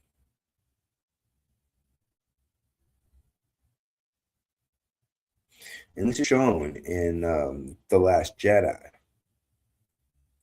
A lot of them are pretty neutral. They don't really care about what's going on as long as they're making their money. As far as the war goes, this planet highlights how wealthy individuals running major corporations profit from both sides of the conflict while remaining insulated and free from consequence or accountability, which is sadly true. What happens in the real world as well. But I'm not pointing fingers.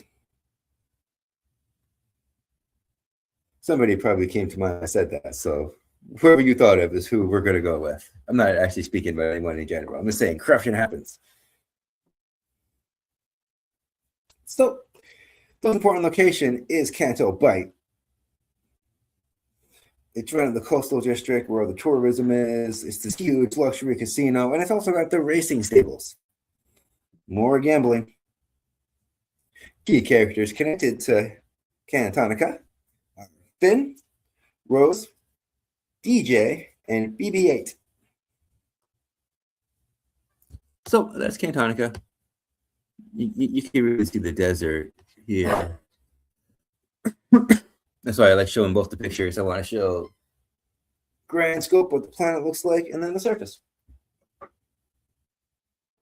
Can I get some water, please? You can just put it in the cup. Oh, thank you.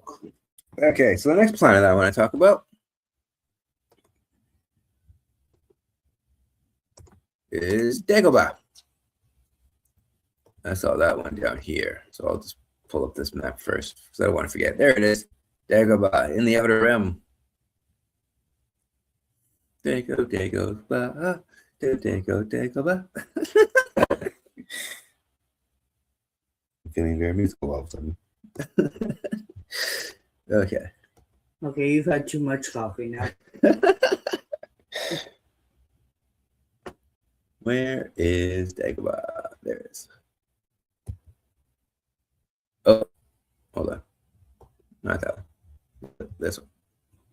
Planet first, then the surface. Oh, did I do that twice? I did.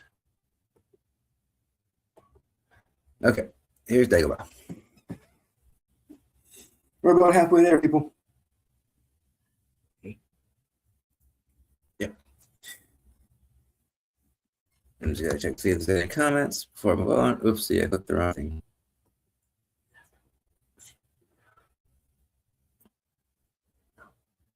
Oopsie, sorry, ignore this. I didn't mean to pull up Illustrator. Close that. Close window.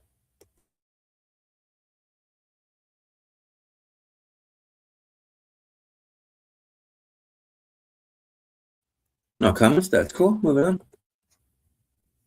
There we open this. Here we go. Dagobah. Oopsie. Here's the planet. Here we go. So, Dagobah is inspired by swamp ecosystems like the Florida Everglades and Louisiana bayous.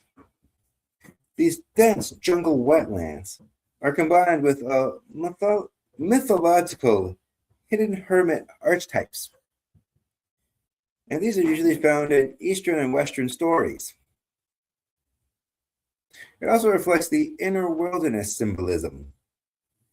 Nature as a place of reflection, isolation, and internal transformation. This leads to the themes of isolation versus self-discovery, wisdom found in obscurity, training through hardships, confronting inner fears, nature as a spiritual teacher. So let's go back to this other picture here. Here we go. As far as geography goes, Thank you. Dagobah is a remote swamp world filled with murky waters, thick vegetation, twisted roots, fog, and low light conditions. The ecosystem is rich, but visually obscured, so it makes navigation difficult. It's full of strange flora and fauna, which create this eerie, unpredictable environment.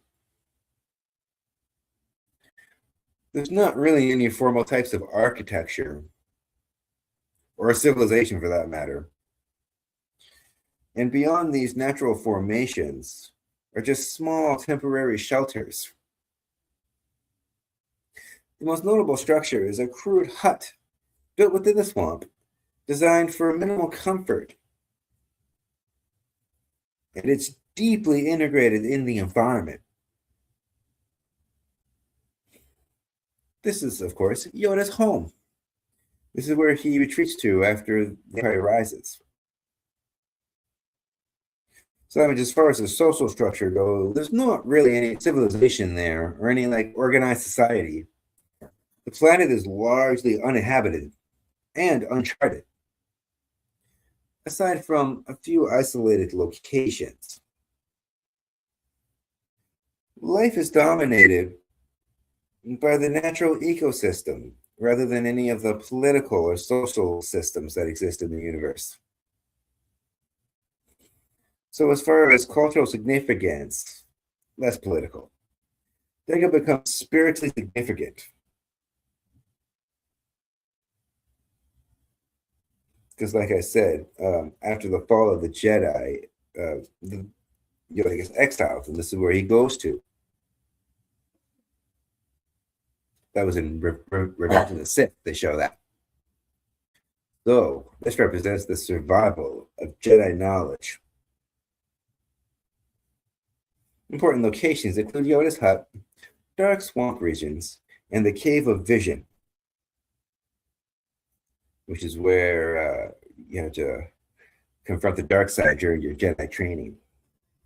The key characters connected are Yoda, Luke Skywalker, Obi-Wan Kenobi, and Anakin Skywalker. And that's all I have to say about Dagobah. You see that once more? Uh-oh, did I click Power Director? Oops. Sorry, I keep clicking apps. Close window. I don't want to open that. No, don't open that. Close. Thank you. You can stay open. Oh, don't open. Sorry. Close. Close. Okay. I can close Dagobah. Close. Okay. Next planet. Next is Kamino.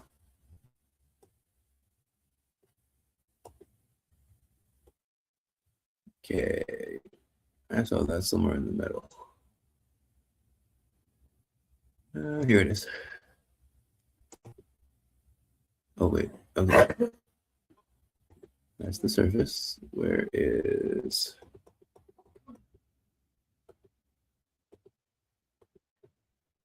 the planet? Oh, one last the galaxy. There you go. This is Kamino. This one's unique because this is largely an aquatic planet. Very few land masses. It's like one big ocean. And this planet is located on the outer rim. So if we go back to our map, the outer rim's here, but I thought I saw it's up here. Oopsie, sorry. We don't need that one yet. Oh, I closed the window. Darn it. Okay. Zoom in.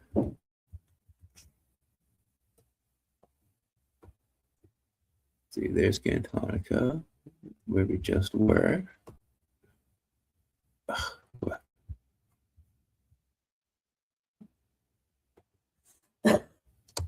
Again. I keep hitting the arrow, taking me to the next picture.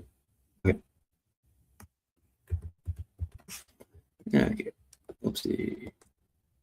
Okay, here we go.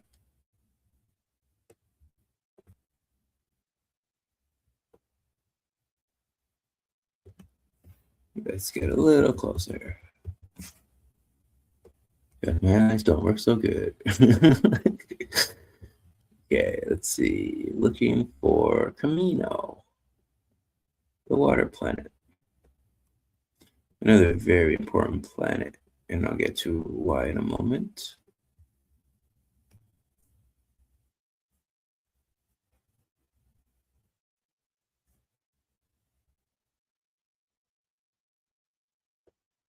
So it might be up here where I saw it.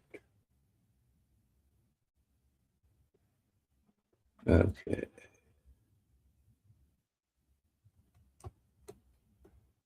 If I can't find it, I'll just go see. And then I might be able to point it out later on when I point out other planets. I don't want to take too much time looking for things. There's just a lot of planets to go through.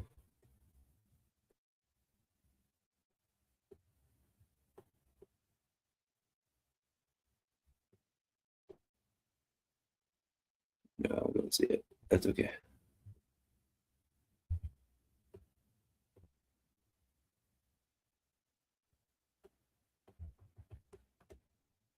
Okay, it's in the outer rim.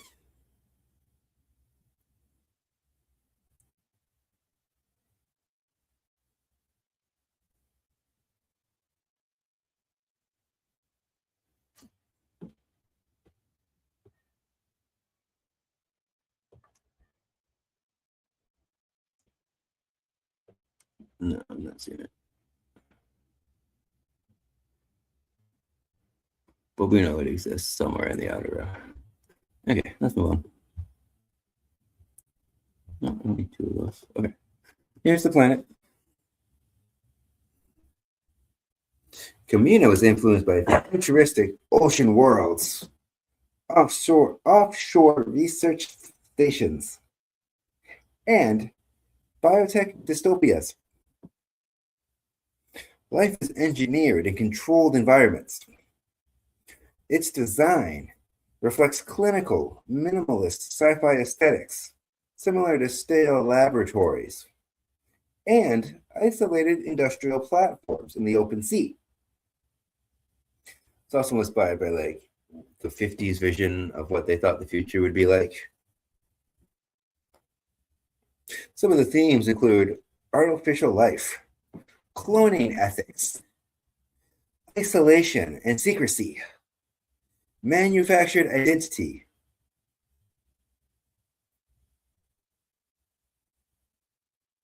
weaponized science, and control through biotechnology.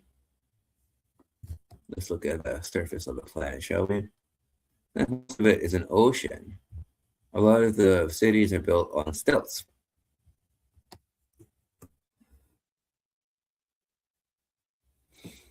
These cities are tall, elegant spires connected by narrow bridges and platforms. The structures are generally white, smooth, and highly engineered to withstand storms. Because there's like perpetual storms all across the planet. It never stops raining. It's a very, very wet planet. The interior of the buildings focus on cloning and biological production. Bioengineering, I should say. As far as the social structure goes, Kamino society is highly centralized through science and organized around cloning technology and long-term genetic planning. The leadership is technocratic, with strict order and efficiency shaping every aspect of life. As far as the political and cultural significance, Kamino is pivotal in the creation of the Clone Army, used in the Clone Wars. It's where the clone troopers were produced, used for galactic warfare, raising ethical questions about free will, identity, and manufactured soldiers. They were all based off of Jango Fett, Boba Fett's father. Let's get a little closer. There you go. Now you can see that better. This planet was introduced in the Attack of the Clones in the prequel trilogy. So the primary locations are Tipoca City, Which is the one featured here. then there's other cloning facilities. There's the storm platforms and bridges where that fight is with Jango Fett. And then there's the training/incubation centers inside. The key characters connected are Jango Fett, Boba, his son, Obi-Wan Kenobi, and the other clone troopers, also known as the Grand Army of the Republic. And that is Kamino. There's the planet one more time.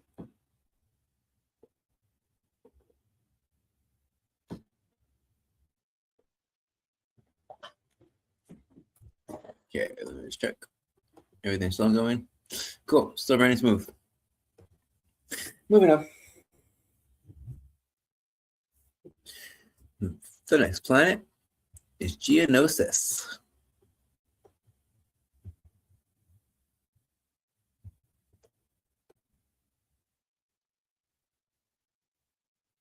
So let me just scroll down, find that picture for you. Here we go. This is Geonosis. It looks similar to Saturn with the rings.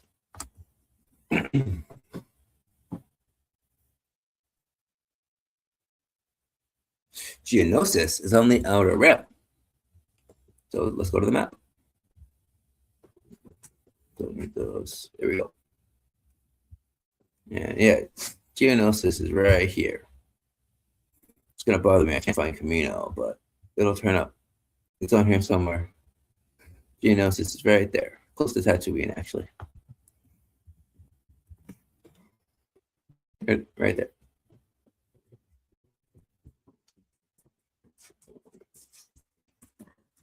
If you can see Kamino, please let me know in the comments. And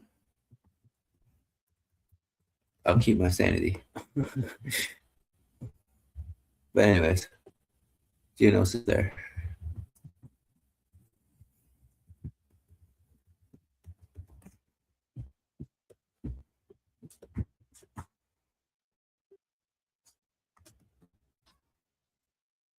And then here's what the planet looks like.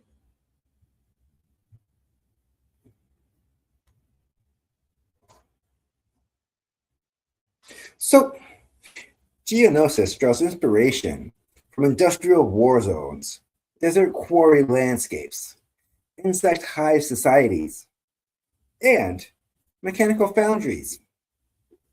Its visual language reflects brutalist industry mixed with alien biology. It's also inspired by World War I and II battlefield factories.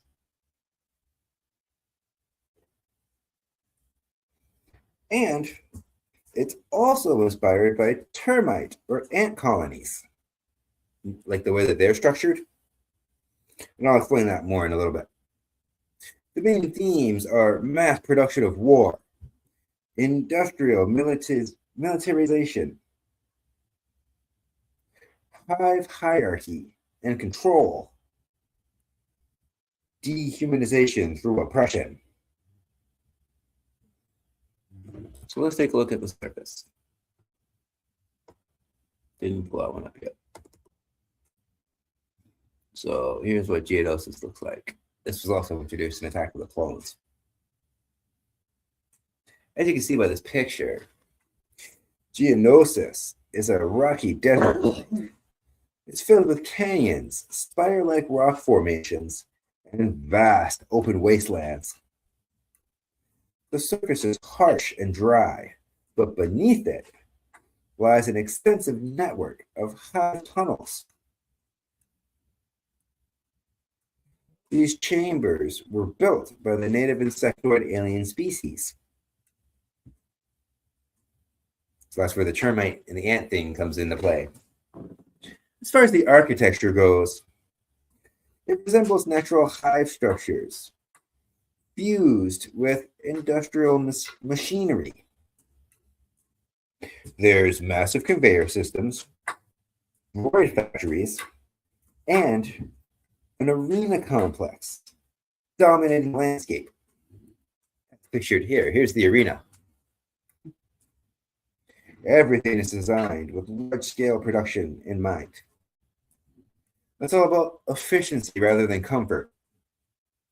As far as the social structure goes, Geonosian society is hive-based and strictly hierarchical.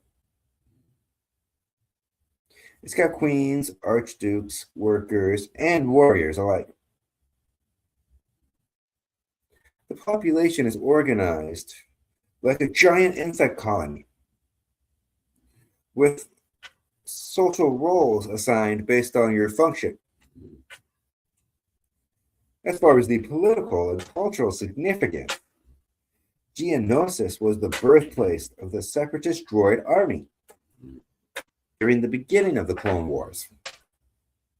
It hosts the first major battle during the war, as depicted in the Attack of the Clones. It's the first fight of the Clone Wars. It's how the Clone Wars get kicked off. It's all started on Geonosis. That's why it's important. This marks the transition from political tension to full-scale galactic conflict.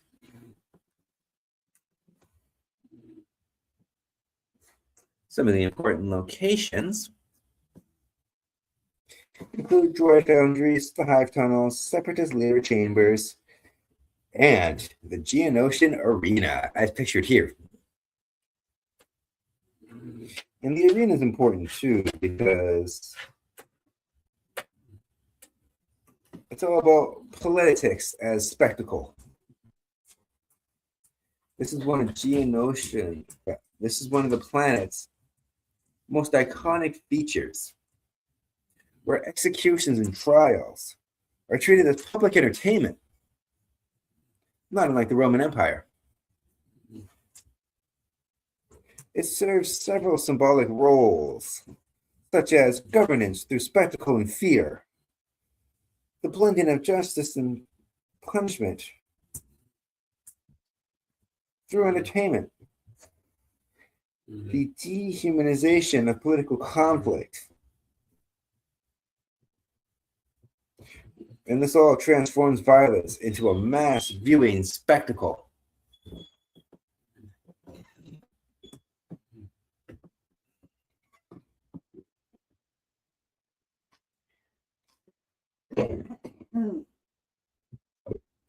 It reflects the recurring sci-fi theme.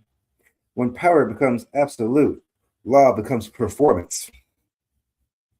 Key characters connected to this planet are the Emperor, Count Jakku, and Poggle the Lesser, a citizen of that world. That's a lot to say about Geonosis.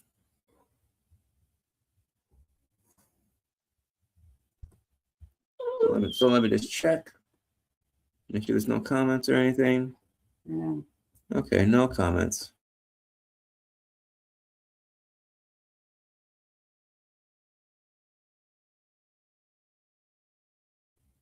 Okay, I'm back with the folks. You need to go outside. Okay. The next planet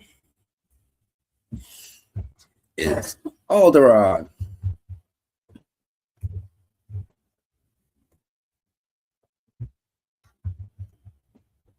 Another important planet. Here we go. Here it is.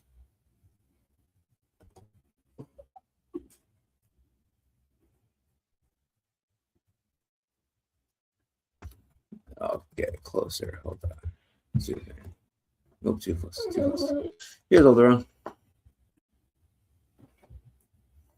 Don't want too many windows open. Okay. So, Alderaan is located Amongst the core worlds, which is in the center.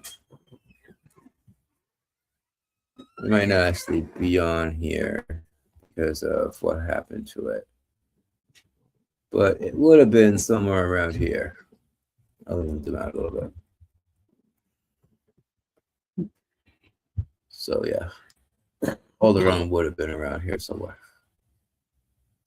But of course, it's no longer with us. Excuse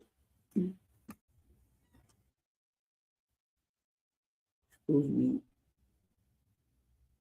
the main inspiration for this planet is Alpine European landscapes, classical Enlightenment ideals, and peaceful Renaissance-era city-states.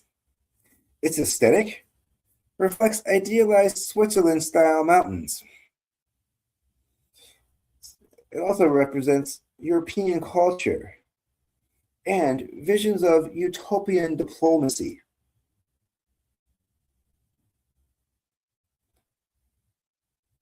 It also puts high emphasis on education. It's often framed as a symbolic, quote-unquote, peaceful civilization within a violent galaxy. Some of the themes include pacifism and diplomacy, cultural refinement and education, political idealisms, and the vulnerability of peaceful societies. It also represents loss of collective trauma. So they haven't really shown much of this planet, if it looks like. I think they only really show it in Revenge of the Sith. So we did get a brief look at the surface. Here it is. You can see the mountains there. So as you can see by the picture that Alderaan features mountainous terrain, rolling green valleys, lakes, and alpine forests. The environment is carefully preserved, with a strong emphasis on ecological balance and natural beauty. The cities, as you can see, are integrated into landscapes rather than dominating them. As far as the architecture goes, it blends classical civic design with noble estates and elegant stone cities. The structures emphasize harmony with nature, cultural prestige, and artistic refinement rather than military defense. So as far as the social structure goes, society is largely peaceful and educated, with strong traditions based on diplomacy, scholarships, and governance. It rejects standing militaries, relying instead on political alliances and a moral influence within the galaxy. In other words, they don't really have an army. They'd rather just talk out their problems.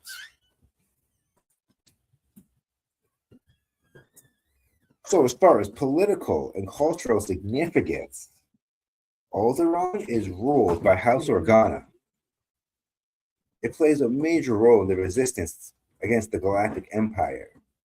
Its destruction in A New Hope becomes the most defining acts of terror in galactic history, demonstrating the Empire's willingness to annihilate entire worlds at the push of a button. Important locations include Alderaan, the capital city, pictured here. royal palaces like the House Organa, the mountains and the valleys, and the diplomatic halls and universities. You can kind of see some of them here. The key characters connected are Princess Leia, Bail Organa, and Mon Mothma. This is Mon Mothma's home planet, as well as the others. And that's Alderaan. Here it is. So, the next planet is Bespin. Here it is. Bespin is located on the outer rim. So if we go to the map, I saw it down here.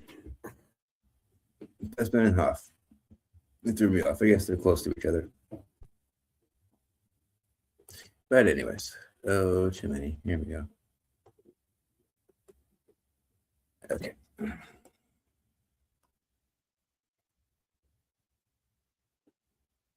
So, Bespin is unique because unlike all the other planets I've talked about so far, this one is a gas giant, similar to Jupiter or Saturn or some of the outer planets in our own galaxy.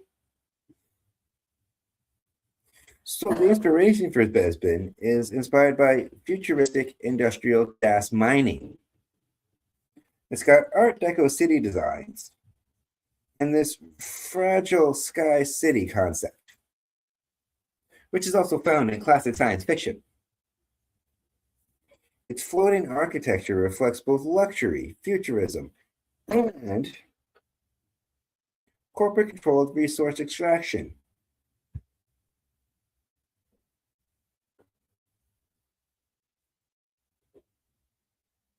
Some of the themes include corporate control and exploitation, surface beauty hiding behind instability, neutrality under political pressure, resource extraction and independency, and it represents the betrayal of shifting alliances. It's most well known for Cloud City, which is somewhere. I'll find it.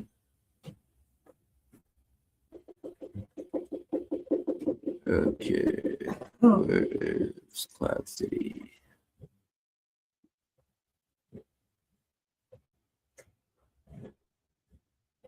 Okay.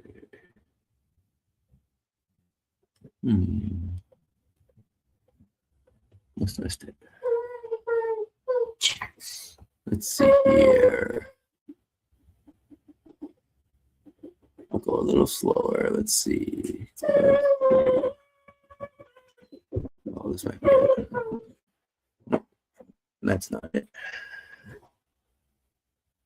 No, we'll get to those planets soon. Let's see. Oh, here it is, Cloud City. Yeah, I found it. Come on.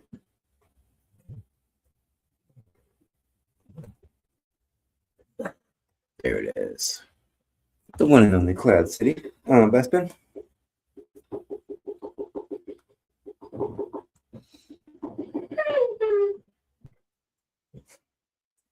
So, because Bespin is a gas giant, that means it has no solid surface. Life exists in these floating platforms, as you can see pictured there, and they reside within the upper atmosphere of the planet, where the gas is harvested. The environment is vastly airy, full of clouds, and the extreme depths below, the further you get down, is uninhabitable because of all the pressure down there. It'll just crush you. So for the architecture, you see the Art Deco style here. It's got clean white surfaces, reflective materials, and the design emphasizes luxury, openness, and technological sophistication, while masking underlying economic vulnerability. So as far as the social structure goes, Bespin society is heavily influenced by corporate administration and economic dependence on gas mining. The Cloud City functions as a semi-autonomous economic hub, where governance is tied closely to resource extraction and trade networks. So, for the political and cultural significance, Bespin became a key neutral world turning point during the Galactic Civil War in The Empire Strikes Back.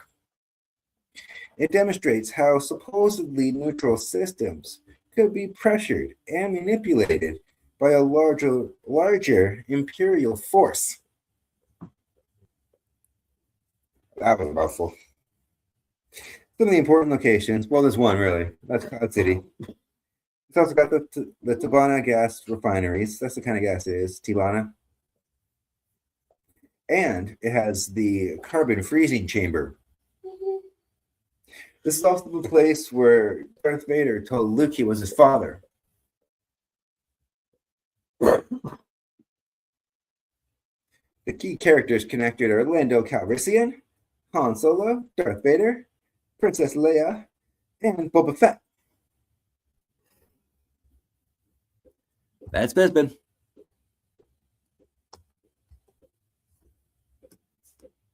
Moving on. The next planet I want to talk about is Scarif.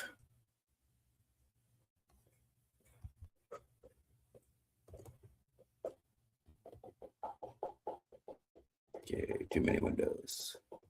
That's not Scarif. Oh, wait, that is Scarif. Sorry. Cool. Looks kind of like Kamino, but it's Scarif. Scarif is located on the outer rim. And this one I know I saw before. There it is, Scarif. Still looking for Kamino. I don't know where it is on the map. I know I saw it before. I just don't remember where. But that's okay. We're going to move on. Scarif is here. And here. Scarif draws inspiration from tropical Pacific islands, World War II island fortifications overseas, and modern military research complexes hidden in paradise-like environments. It combines idyllic resort imagery with Cold War style secrecy. It also is inspired by top secret controlled access facilities. Some of the themes include hidden military power beneath beauty, secrecy, controlled information, sacrifice for rebellion, colonial-style fortified outposts, and the fragility of imperial security systems. So this planet was highlighted in Rogue One. It's where they hide the plans for the Death Star. So where is my other picture? There we go. Scarif. This planet's beautiful. There it is. This is one of the best battles in the whole franchise, too. The Battle of Scarif. So as you can see by the picture, Scarif is a warm oceanic world full of turquoise seas, white beaches, coral reefs, and dense tropical islands. Despite its paradise-looking appearance, The planet is heavily militarized, with restricted zones and orbital defenses controlling access. As far as the architecture goes, the most important structures are Imperial data facilities and shielded research installations.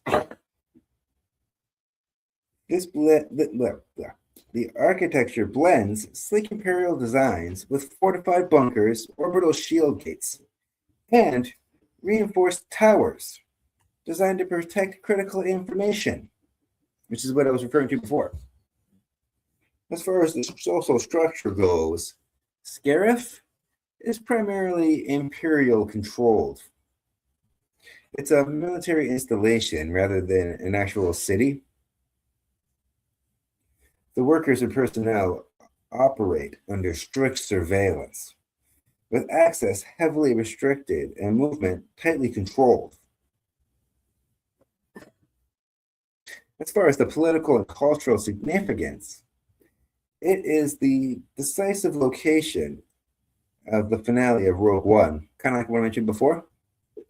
This is where the Rebel forces steal the plans for the Death Star.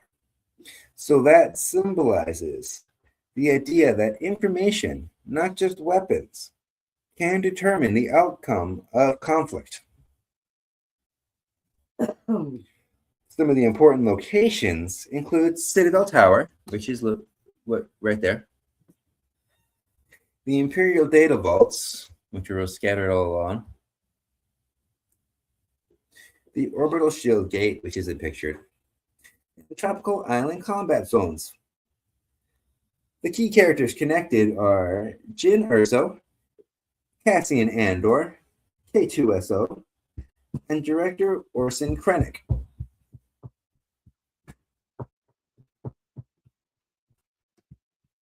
And that is Scarif. There it is.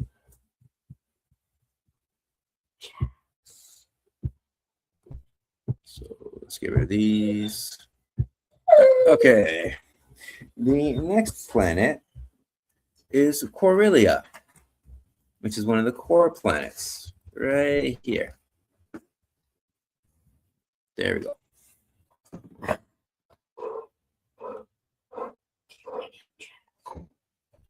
So let's get that picture.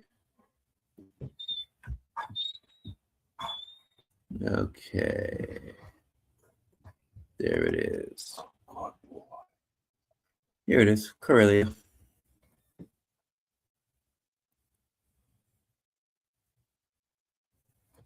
The inspiration for this planet is industrial port cities like Liverpool, Hamburg, and earliest 20th century shipbuilding hubs.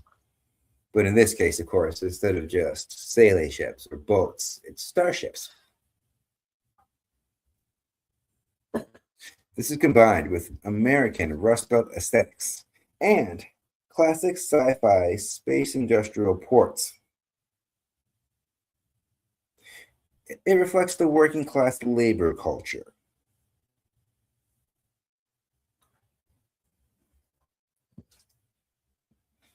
It's also key for interstellar trade and engineering traditions.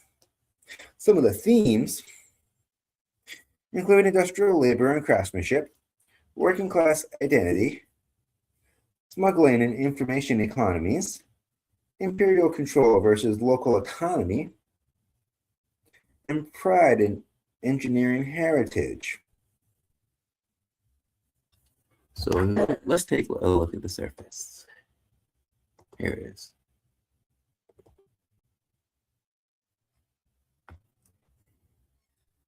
This is the city Coronet. So as you can see by the geography and the environment, this is mainly an industrial world with urban coastlines, shipyards, factories, and spaceport infrastructure. The natural landscape still exists, and it's heavily intertwined with these industrial zones And networks, as you can see all through here. So the architecture is mainly utilitarian. It's full of massive shipyards, cranes, assembly docks, and this dense urban housing blocks. The design emphasizes function over aesthetics, reflecting a society built around manufacturing and starships. They also take pride in their pilots. For the social structure, society is strongly tied to engineering, piloting, and shipbuilding professions. Skilled labor and technical expertise are highly valued. However, economic inequality exists because corporate shipbuilding interests and working class populations are at kind of a standstill. They don't see eye to eye. For the political and cultural significance, Corellia is known as one of the most important shipbuilding worlds of the whole galaxy, producing iconic vessels and skilled pilots. It became strategically important during the Imperial expansion, with local populations resisting external control in various periods of the history of the world. The important locations include the Corellian shipyards, as pictured here, the starport districts, and the industrial manufacturing zones, as well as the urban metropolitan cores. The key characters connected are Han Solo. Fun fact, this is Han Solo's home planet. It's also the home planet of Witch Antilles and Kira from the Solo movie. And that's Corellia. Not a whole lot to say about that one. Okay, next on the list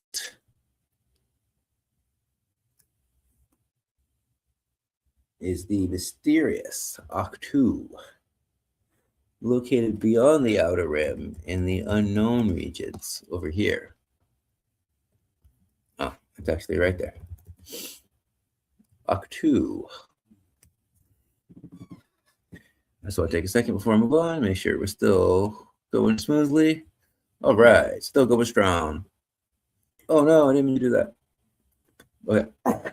Still kept myself in the corner, but that's okay. I don't want to mess with it too much. We're just going to move on to Ach-To.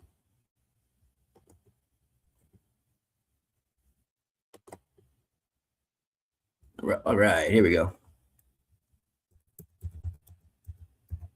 Gorgeous world. Probably one of the prettiest planets, if I do say so myself.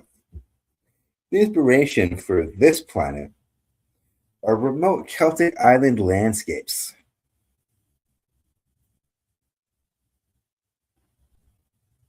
It's that mythic edge of the world setting found in folklore as well. It reflects Zen Buddhist and hermit traditions, where isolation enables spiritual clarity and reflection, similar to Dagobah. Its design emphasizes ancient mystery and natural simplicity. Themes include exile and self-imposed isolation, spiritual renewal, reflection, legacy of the past, humility, letting go of power, balance between myth and reality. It also represents the light side versus the dark side. Or, like I talked about in my previous episode, yin and yang, which is a Taoist philosophy. So let's take a closer look at the planet. There we go. Where's Ach-To?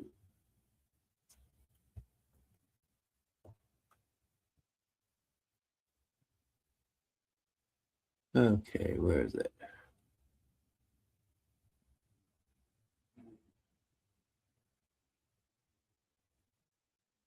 Let's see. Where is Ach-To? A little further.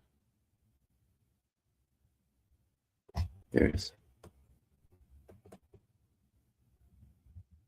I found it. Here we go. This is what Ach-To looks like on the surface.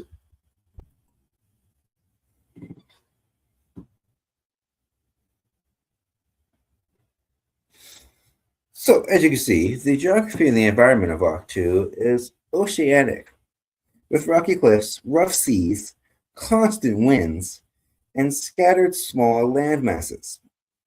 The environment is rugged, remote, and largely untouched, reinforcing a sense of isolation from galactic civilization. It's like the antithesis of Coruscant. As far as the architecture goes, the structures are ancient, weathered, and minimalist. It consists of stone huts, ancient Jedi ruins, and natural land formations, which dominate the landscape, as pictured here. Most of the architecture blends into the environment, emphasizing survival and simplicity over construction dominance. As far as the social structure goes, Ach-To has no known permanent society. It functions more as a sacred retreat more than a population, or like cities full of population. It only has a few inhabitants, and it's connected to ancient Jedi history. As far as the political and cultural significance goes, Ach-To is the exile location of Luke Skywalker after he feels like he failed his nephew in The Last Jedi. It's also tied to the origins of the Jedi through ancient texts and early Jedi history. So it's also got a cave that's similar to the one tree in Dagobah that's connected to the dark side. Some of the important locations include the ancient Jedi Temple ruins. There we go, we got there. It's got the caretakers' dwellings, the sacred library site, the ancient tree, and the cliffside meditation areas. Some key characters connected are Luke Skywalker, Rey, the Ach-To caretakers, Yoda, and of course, the Porgs. I love the Porgs. They're adorable. And that is Ach-To. And the next planet is Kalee.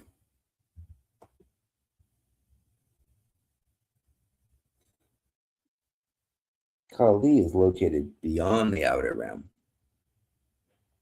But I'll pull up the planet first since I'm already on this window. Let me just see.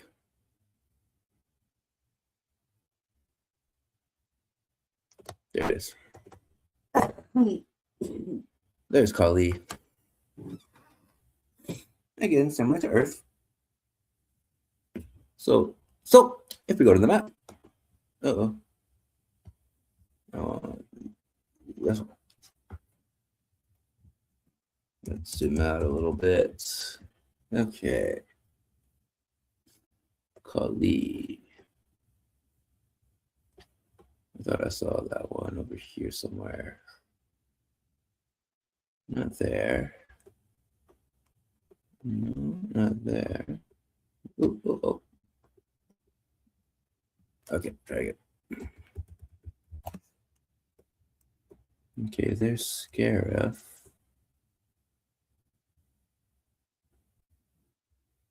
Might have another Kamino in our hands. But it's located somewhere in the Outer Rim. If I can't find it now, I'm not that worried about it. You still get the idea of where the Outer Rim is.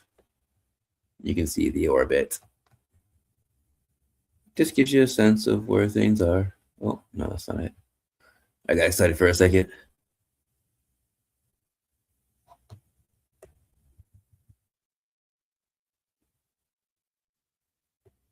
No, I don't see it.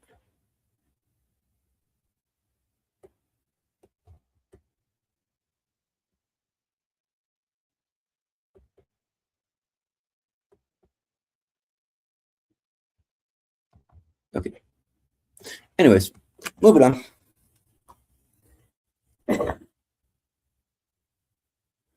Here is the planet Kalee. No, not that one. Not that one. No, that's not Kalee. There we go. That's called. The inspiration for this planet is harsh industrial frontier worlds, post-conflict war zones, and survivalist interpretations of alien homeworlds shaped by continuous conflicts, very similar to Mandalore. Its design also reflects darker science fiction traditions, where ecosystems are shaped by military, scarcity, and endurance rather than comfort. Some of the themes include survival in war-torn environments, resilience, adaptation, evolution, militarized militarized culture as identity, isolation from galactic civilizations, and strength born from hardships. So, let's take a look at the surface of the planet.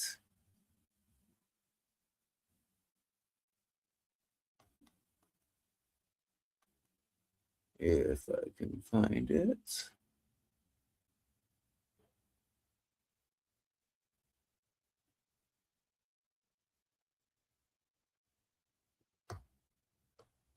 Is it this? This may not be it. No, that's Mustafa. We already talked about that one. So let's see. I know it's here somewhere. Bear with me, folks. I will find Kalee.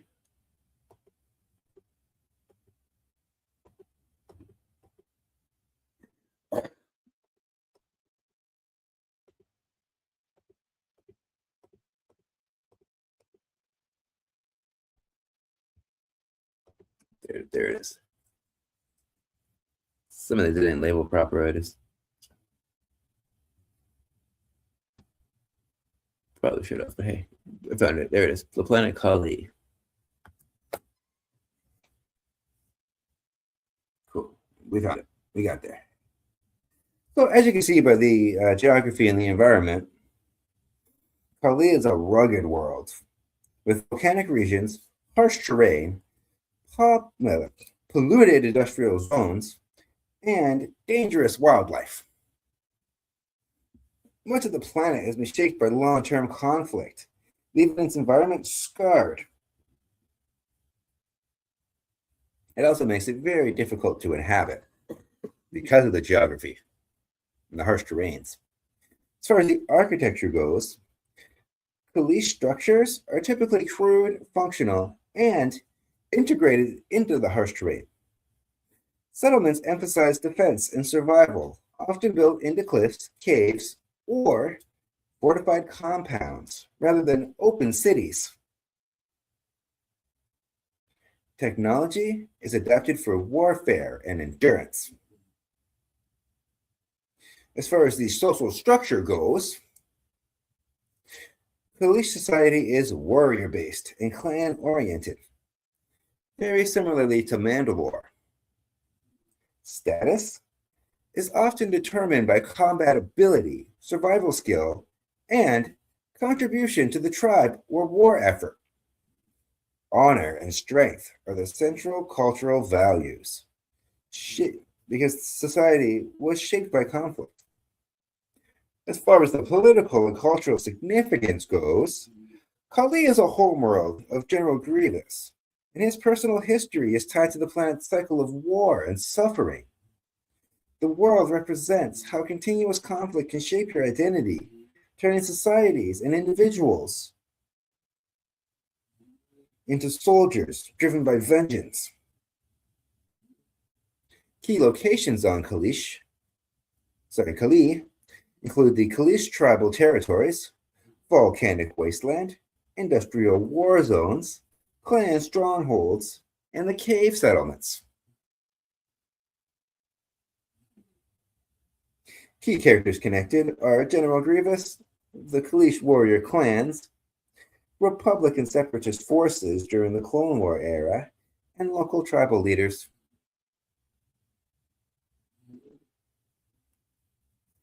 Okay, so that's it for Kalee.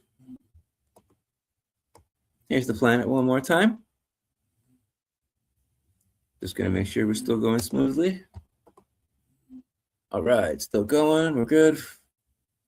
Moving on. So the next planet is Jedha.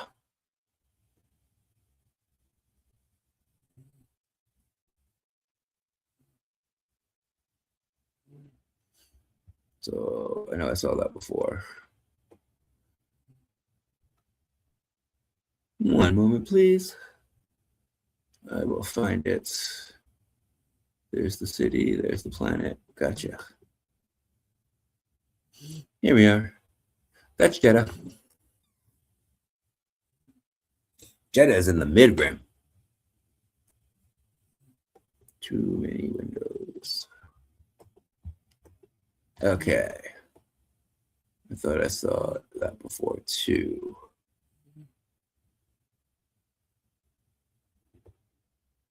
Yeah, there it is. There's Jedha. Mid-rim. Right there.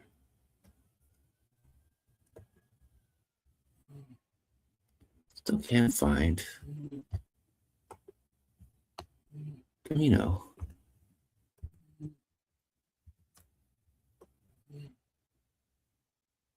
Oh, there's Jedha.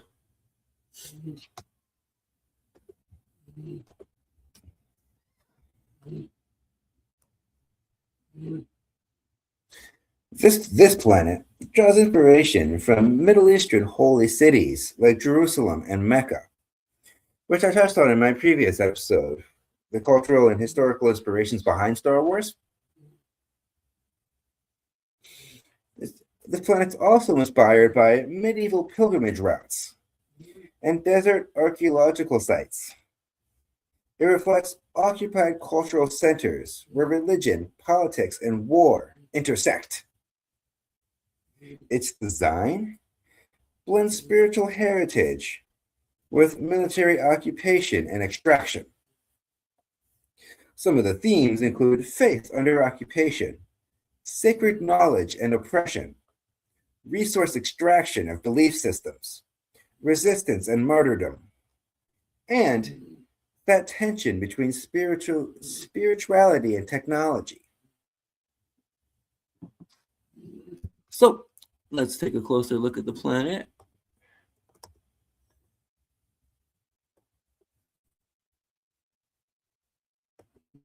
Here we go. That's Jedha.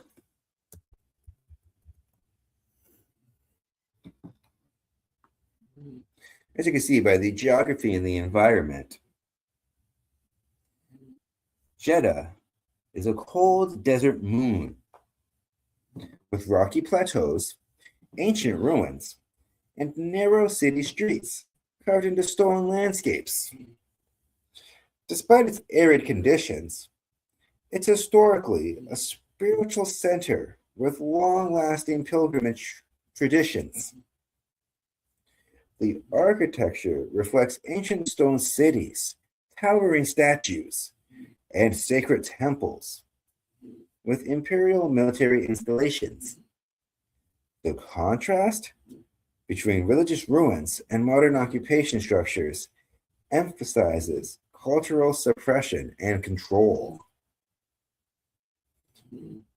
As far as the social structure goes, Jedha society includes pilgrims, scholars, rebels, and impoverished residents living under imperial occupation.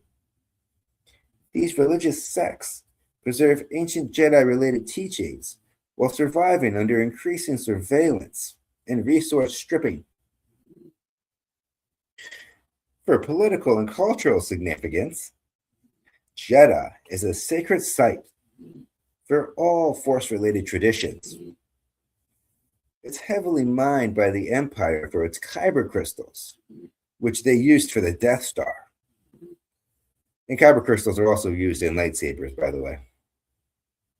But this planet is prominently featured in Rogue One, where the Imperial extraction escalates and accelerates cultural destruction.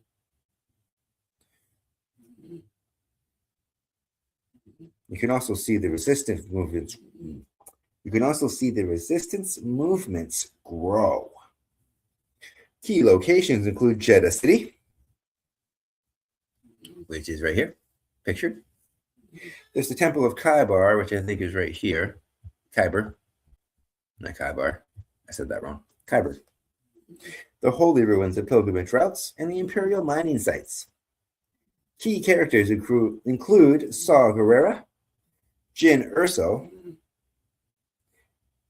Chirrut Imwe, and Boz Mabus. Fun fact, it's the home planet for those two brothers from Rogue One.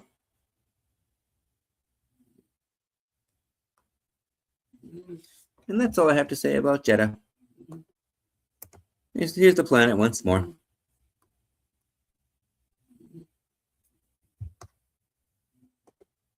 I'll just make sure it's still going smooth. No comments though, that's okay. Moving on.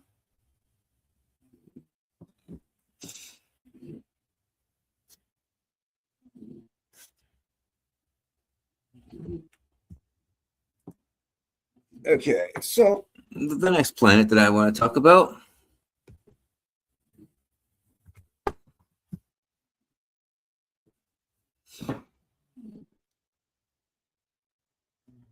is Dathomir.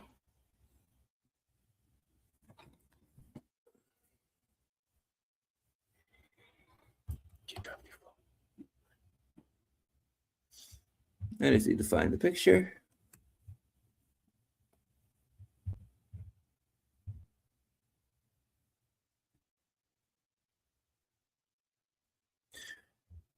Dathomir is located on the outer rim. Here it is. There. Oh, zoom in.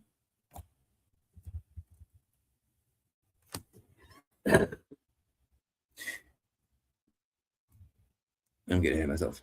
If you look at the map, get rid of these ones. Okay. I thought I saw. Yeah, right there. There's Dathomir.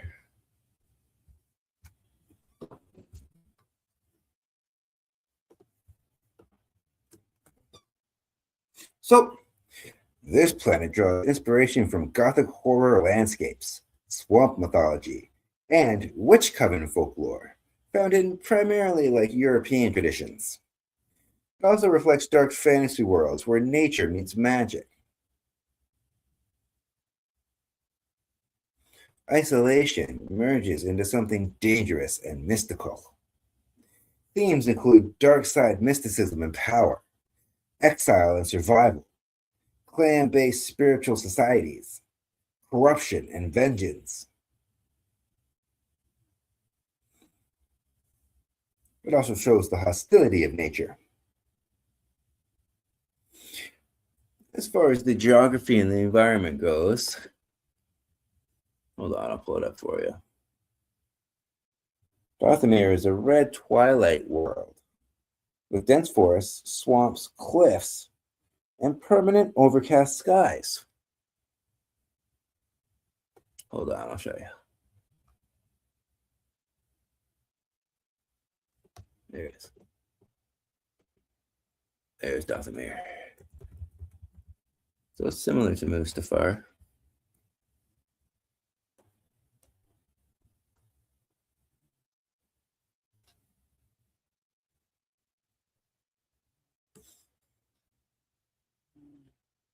The environment doesn't just feel eerie, it feels oppressive. With the dangerous terrain being shaped by the dark side of the Force. The architecture is based on primitive but ritualistic cave dwellings. It's got bone-like totems, caves, and fortified clan settlements. which reflects the spiritual system rather than engineering efficiency, like some of the other planets. As far as the social structure goes, this planet is dominated by Force-sensitive witch clans. Most notably is the Night Sisters. Society is matriarchal and organized around covens and magical traditions tied to the dark side of the Force. As far as the political and cultural significance, Dathomir is associated with dark Force traditions outside of the Jedi and the Sith, so it goes way beyond that. This makes it significant in multiple eras, including the rise and fall of the Night Sisters during the Clone Wars. It represents an alternative to Force culture philosophies, aside from the Jedi. Some of the important locations include the Night Sister clan strongholds, ancient ritual caves, cliffside villages, and dark side convergence sites. Key characters connected to Dathomir are Asajj Ventress, Mother Talzin, and of course, this is Darth Maul's homeworld.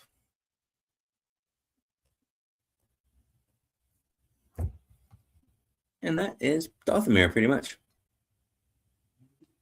So, The next planet on the list. We're getting down to the end now, down to the wire. This is actually my older brother's favorite planet, so shout out to my brother. I didn't even know that when I was composing this list, so that's hilarious. I did include Yavin 4. Don't worry, brother. I got your back. Here it is, Yavin 4.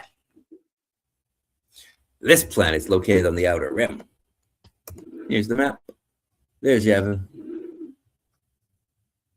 Not that far from Dathomir or Mandalore.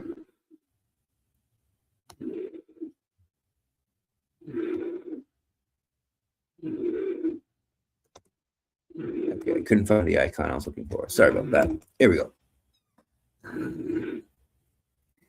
The inspiration for Yavin 4 draws from Mesoamerican jungle temple sites like Takal and Angkor Wat, which is one of the temples I included in my thumbnail for my previous video. It's there. It's on YouTube. Combine this with World War II jungle warfare settings and classic adventure serials.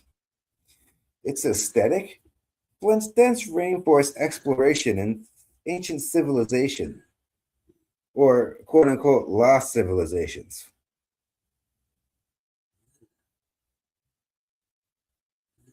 Some of the themes include rebellion, hidden bases and secrecy, ancient civilizations versus modern conflicts, hope in remote wilderness, and key turning points in history. So, let's get a closer look at the planet, shall we? Yavin 4, here we go. As you can see by the picture, Yavin 4 is a humid jungle moon covered in dense rainforest, rivers, swamps, and towering ancient structures. The environment is lush and often obscures visibility, making it ideal for concealment and guerrilla warfare operations. The architecture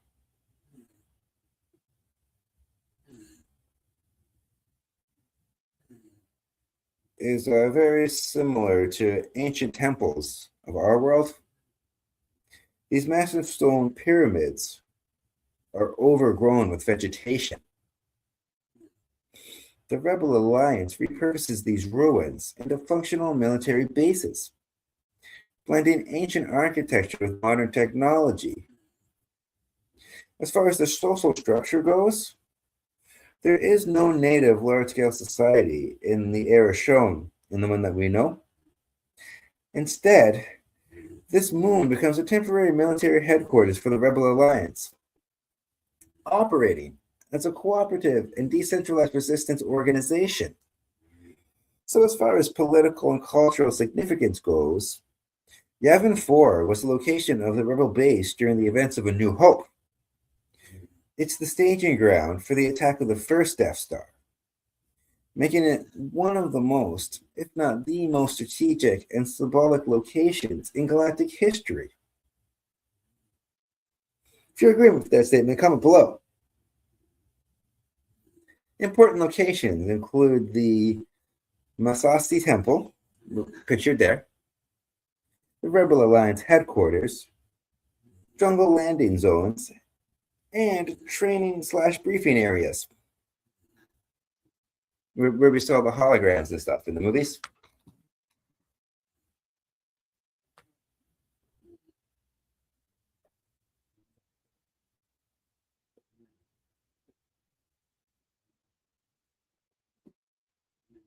So really the key characters involved with this planet are Princess Leia and Mon Mothma. Those are the big ones. And that is Yavin 4.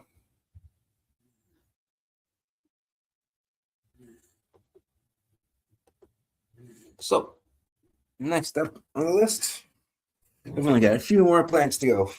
Just want to make sure things are still going smoothly. Yep, we're good. Okay.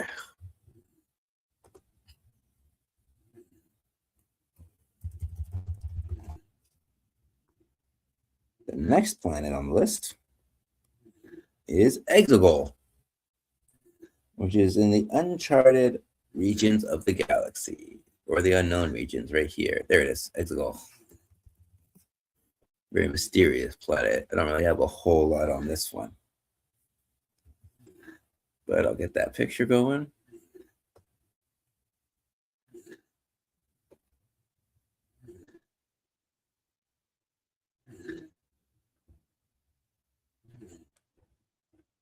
Where is Exegol? Here we go.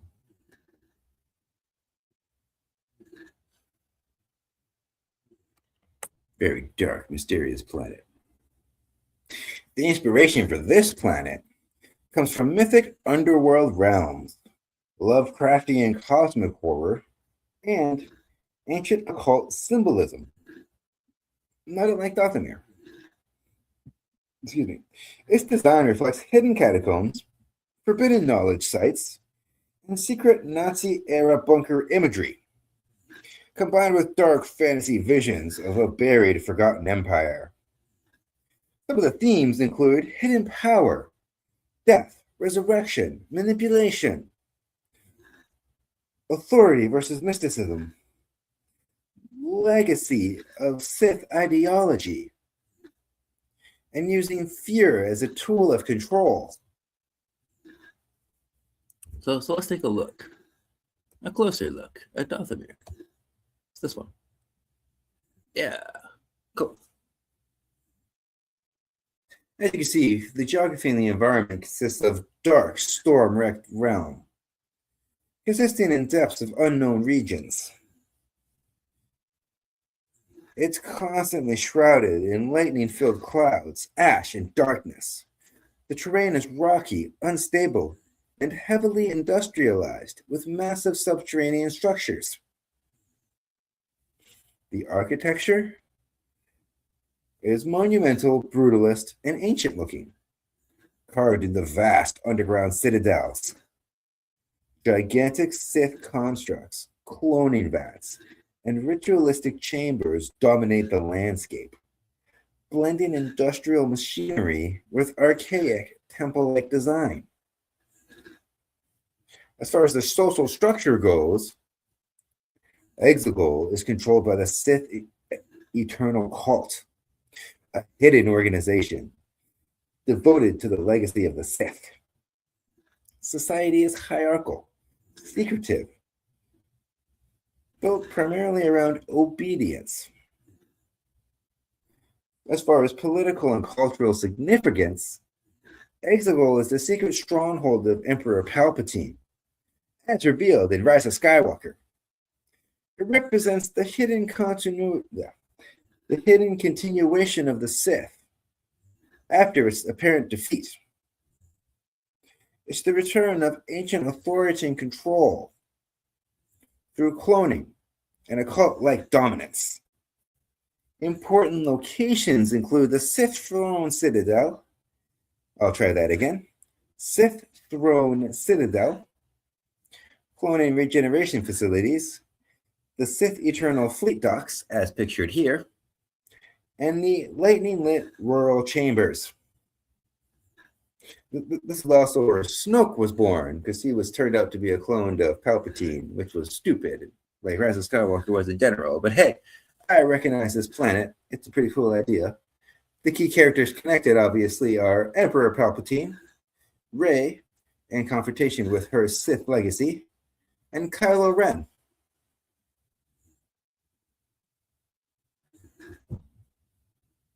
One more quick check. Still going. Good. No comments. That's okay. Moving on. I just have a couple left here, folks. Did I open that accidentally? I think I did. I don't even care. Okay, here we go. Get rid of these picks. So, the next planet on my list is Crait, located in the Outer Rim. Now, I know I saw Crait earlier. I think it was down here, though. Yeah, there it is. Found it. Cool. Crait. Right there.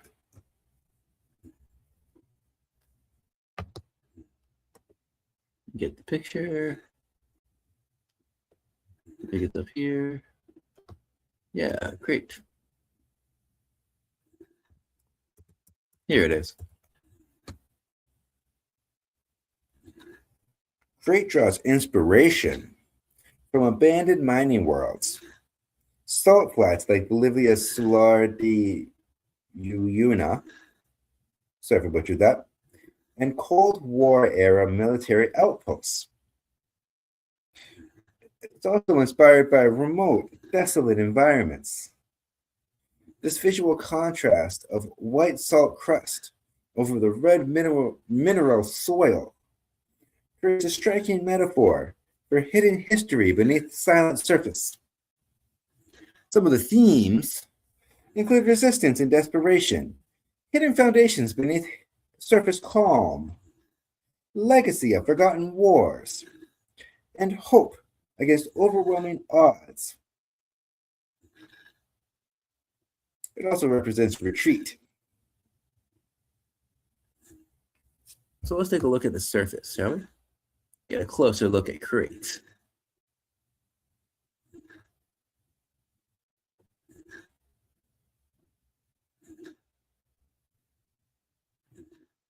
Let's see. Crait.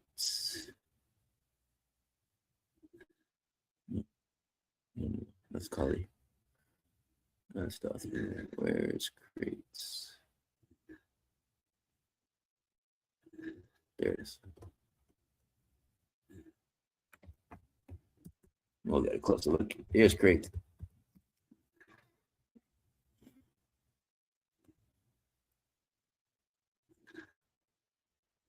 As you can see by the geography and the environment, Crait is a remote mineral world covered in bright white salt crust. Beneath that lies a vivid red soil that's only exposed when it's disturbed, as seen in the picture. The planet is extremely quiet, flat, and reflective, making movement highly visible once the surface is broken. As far as architecture goes, the main Rebel facility is a former Alliance base built into a subterranean cavern beneath the salt flats. It's utilitarian, defensive, and designed for secrecy and rapid evacuation rather than long-term habitation, not unlike Hoth. It's just not as cold.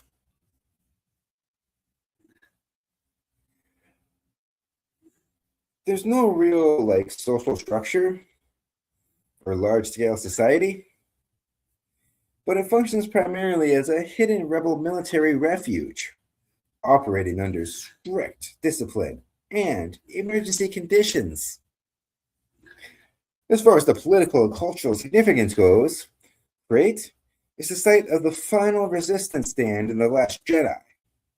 So the planet symbolizes both desperation and hope simultaneously, as the resistance attempts to survive against the First Order's overwhelming force. So it inspires a renewed galactic resistance. Important locations include the Resistance Base Caverns, as shown there, the Salt Flats, Battlefield, the mineral-rich surface layer, and the abandoned mining infrastructure. Key characters connected are Luke Skywalker, Rey, Finn, Poe, and Kylo Ren. This, of course, is where Luke Skywalker sacrifices himself to save the galaxy. Okay, we made it this far. I got one more planet to talk about. And then we're all done, folks. And that planet is actually right here. Utapau. More like Uta wow. Am I right? Well, it's located here in the Outer Rim. I'll just get this picture up. And of course, I'll check one more time. Okay, we're good. All right.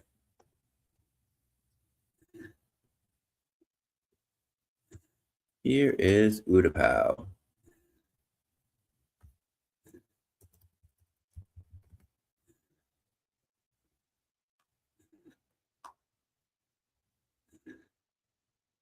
This planet is inspired by limestone landscapes like Vietnam's Ha Long Bay and Madagascar's erosion towers. This is combined with the underworld's sinkhole city concepts in science fiction, quote unquote. Its layered ecosystems, surface deserts, and deep subterranean civilizations reflect a dual world, often used to symbolize hidden depth behind or beneath visible emptiness. Some of the themes include hidden life beneath harsh surfaces, adaptation to extreme environments, neutrality during galactic conflict, layered civilizations, both literally and figuratively, the surface versus the underground, and endurance over time. So let's take a look at the surface. The main reason I picked for it is because it's so unique. This planet was featured primarily in Revenge of the Sith when Obi-Wan Kenobi fought General Grievous. They have that epic lightsaber battle. Another one of the best in the franchise, I think. I just don't see. I thought it was up here. Utapau. Utapau.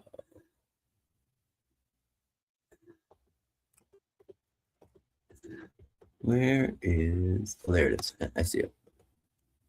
I found it. Here's just a picture of the cities. You can see the buildings built into the cliffside. It's so unique. I love it. This is where everyone's riding that giant lizard, too. As you can see about the geography and the environment, Utapau is a dry, rocky world, marked by massive sinkholes, spires, and deep caverns. Life is concentrated in underground levels where water and atmosphere are more stable. The surface is arid and windswept, while the depths contain rich ecosystems for settlements. As far as the architecture goes, the cities, as you can see here, are built inside enormous sinkholes, with layered platforms descending into vast vertical spaces. The structures are carved directly into the rock walls, forming multi-tiered habitats, which descend toward the water-filled cavern floors. The architecture here emphasizes the vertical integration rather than horizontal expansion. So it's kind of like the opposite of Coruscant, if you think about it. Instead of expanding outward and upwards, they went down. For the social structure, it's inhabited by multiple species, including the native Pauan elite and the more widespread Utai workers. Society is stratified between long-lived administrators and laboring populations, and they all maintain the infrastructure through daily operations.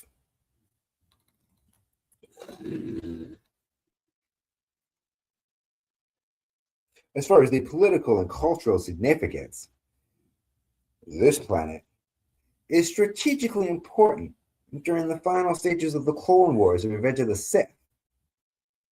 It hosts the confrontation between the Republic forces and the Separatist leadership. It represents the neutral-leaning world drawn into galactic conflict due to strategic positioning.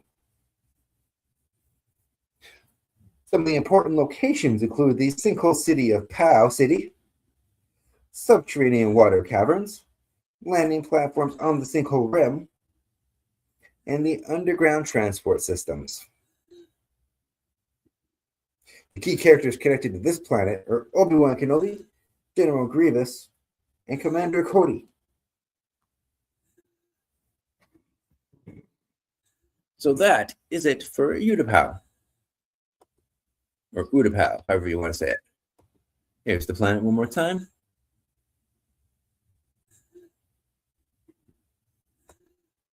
And here is the Star Wars galaxy. Oh, I gotta zoom out further. Go up, out. There we go. Oh, or further still. Okay.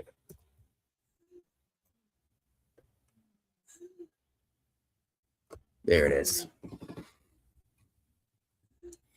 So, in conclusion, you might have noticed a world-building pattern when I talked about all these different planets. Star Wars planets are not just strict sociological models of real-world societies. No. Instead, they operate as mythic visual symbols designed for immediate recognition.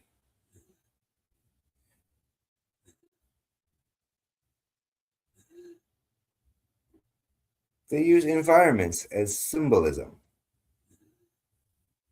Deserts often represent hardship and frontier-style survival. Forests often symbolize concealment, resistance, or ecological balance. Cities often represent power, bureaucracy, wealth, and social stratification. Wastelands symbolize collapse and aftermath and ruin. And the islands often represent isolation, man versus nature, spiritual growth, and this notion of retreat versus obligation.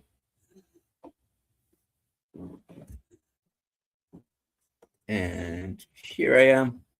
I'm back. Get rid of this. So, this concludes this week's episode. If you like what you want to see more, make sure you stay tuned next week. Next week, I'm going to review Mortal Kombat 2.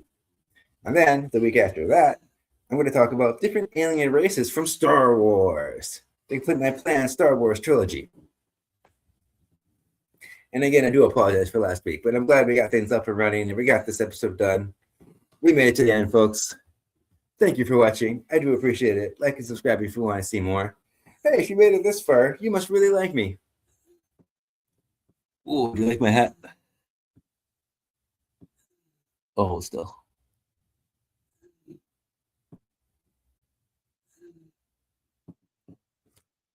So, quick recap. Because I've been talking for almost 3.5 hours. That's a long time.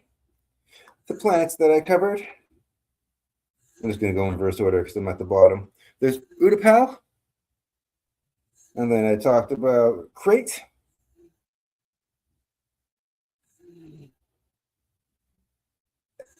Exegol. Yavin 4. Another planet that I mentioned was Dathomir. And then I talked about Jedha. I also mentioned Kalee. I talked about Ach-To. I also mentioned Corellia.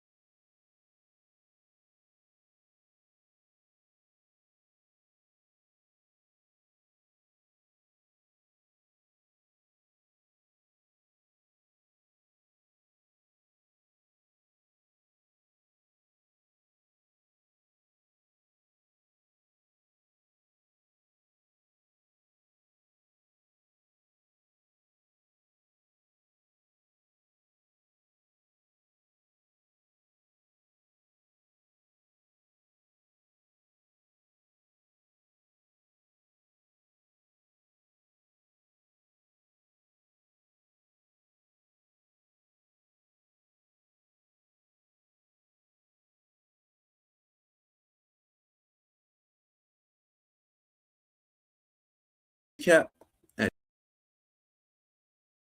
a stage. Okay. So I'm just doing my quick recap.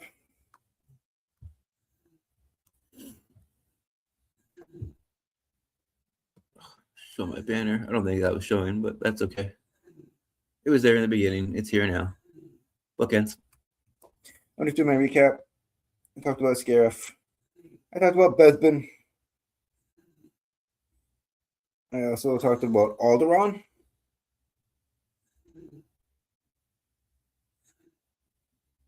Geonosis. Kamino. Couldn't find it on my big map, but that's okay. We know it's located somewhere in the Outer Rim. I talked about Dagobah. I also mentioned Canonical, where Canto Bight is located. And then I mentioned Mustafa. I talked about Kashyyyk.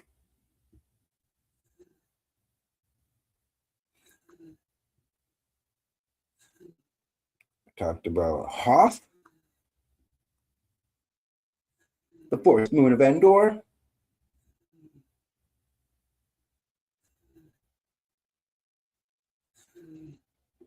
I talked about Naboo. I mentioned Coruscant. I mentioned Jakku. And then Tatooine. And I started the video with Mandalore. So, this concludes this week's episode. I hope you enjoyed it. And I hope you have a good night. Thank you again for watching. I even made a special outro. Hold on.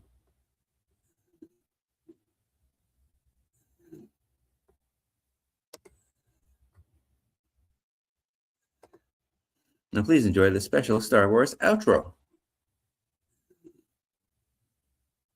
See you at the movies.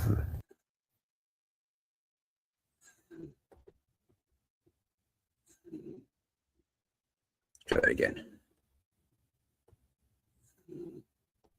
So, until next time, I'll see you at the movies. have a great day. Did you know that I'm a film critic for HorrorBuzz.com? You can read my reviews on their website, so I'll leave links below for that too.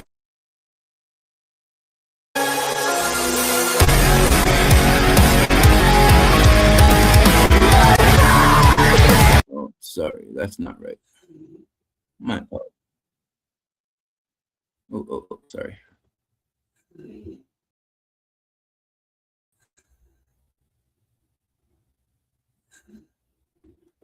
Oh.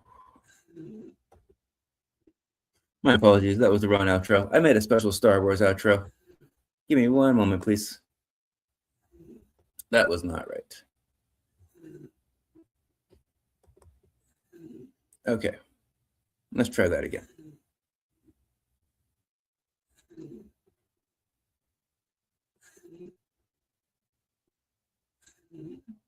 One moment, please. It's loading. Maybe. Yeah, it's going. There we go. Hold on. Let's see. Okay, full screen. Enjoy my special Star Wars outro. Oh, try that again. Take two. I have a bad feeling about this.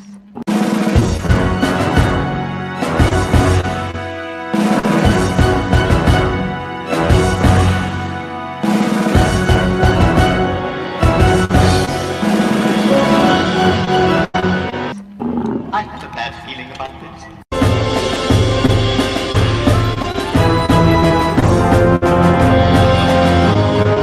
I have a really bad feeling about this. I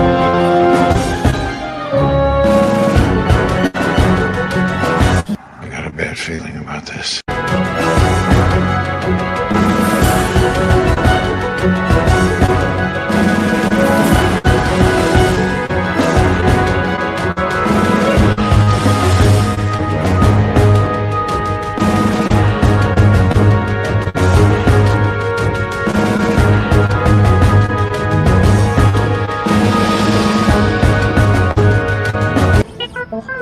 Happy beach here, buddy.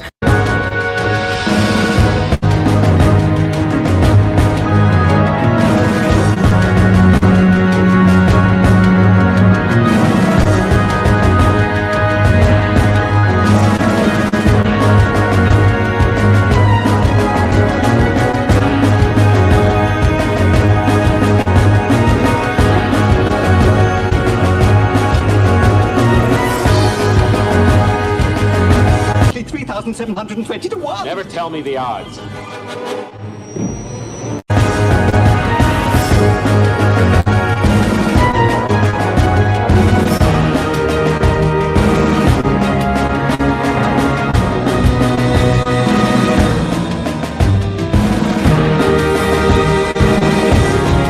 Admiral, we have enemy ships in Sector 47. It's a trap.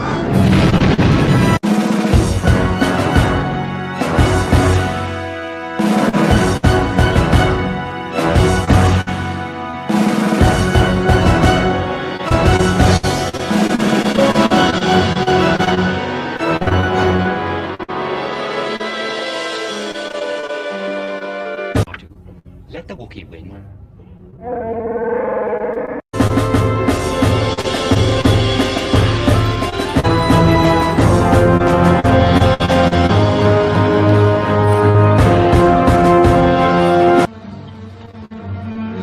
Somehow Palpatine returned.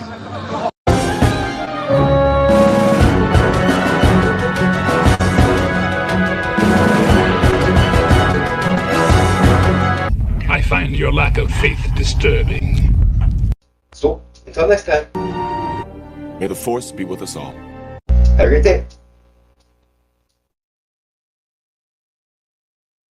Did you know that I'm a film critic for HorrorBuzz.com?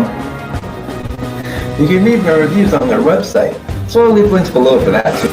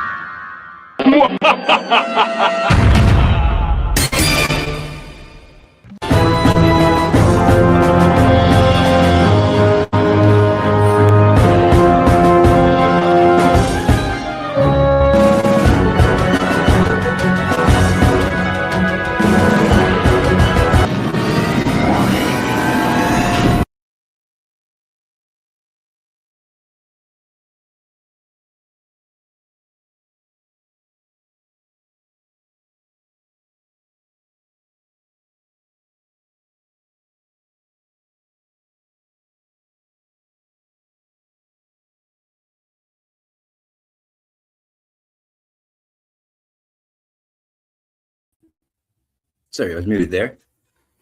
I'm Chris, aka Mr. FLIXTER, signing off.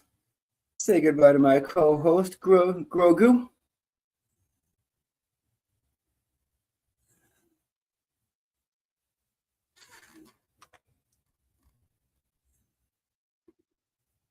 And remember, coming up with Star Wars puns is difficult. Sometimes they can seem a bit too forced.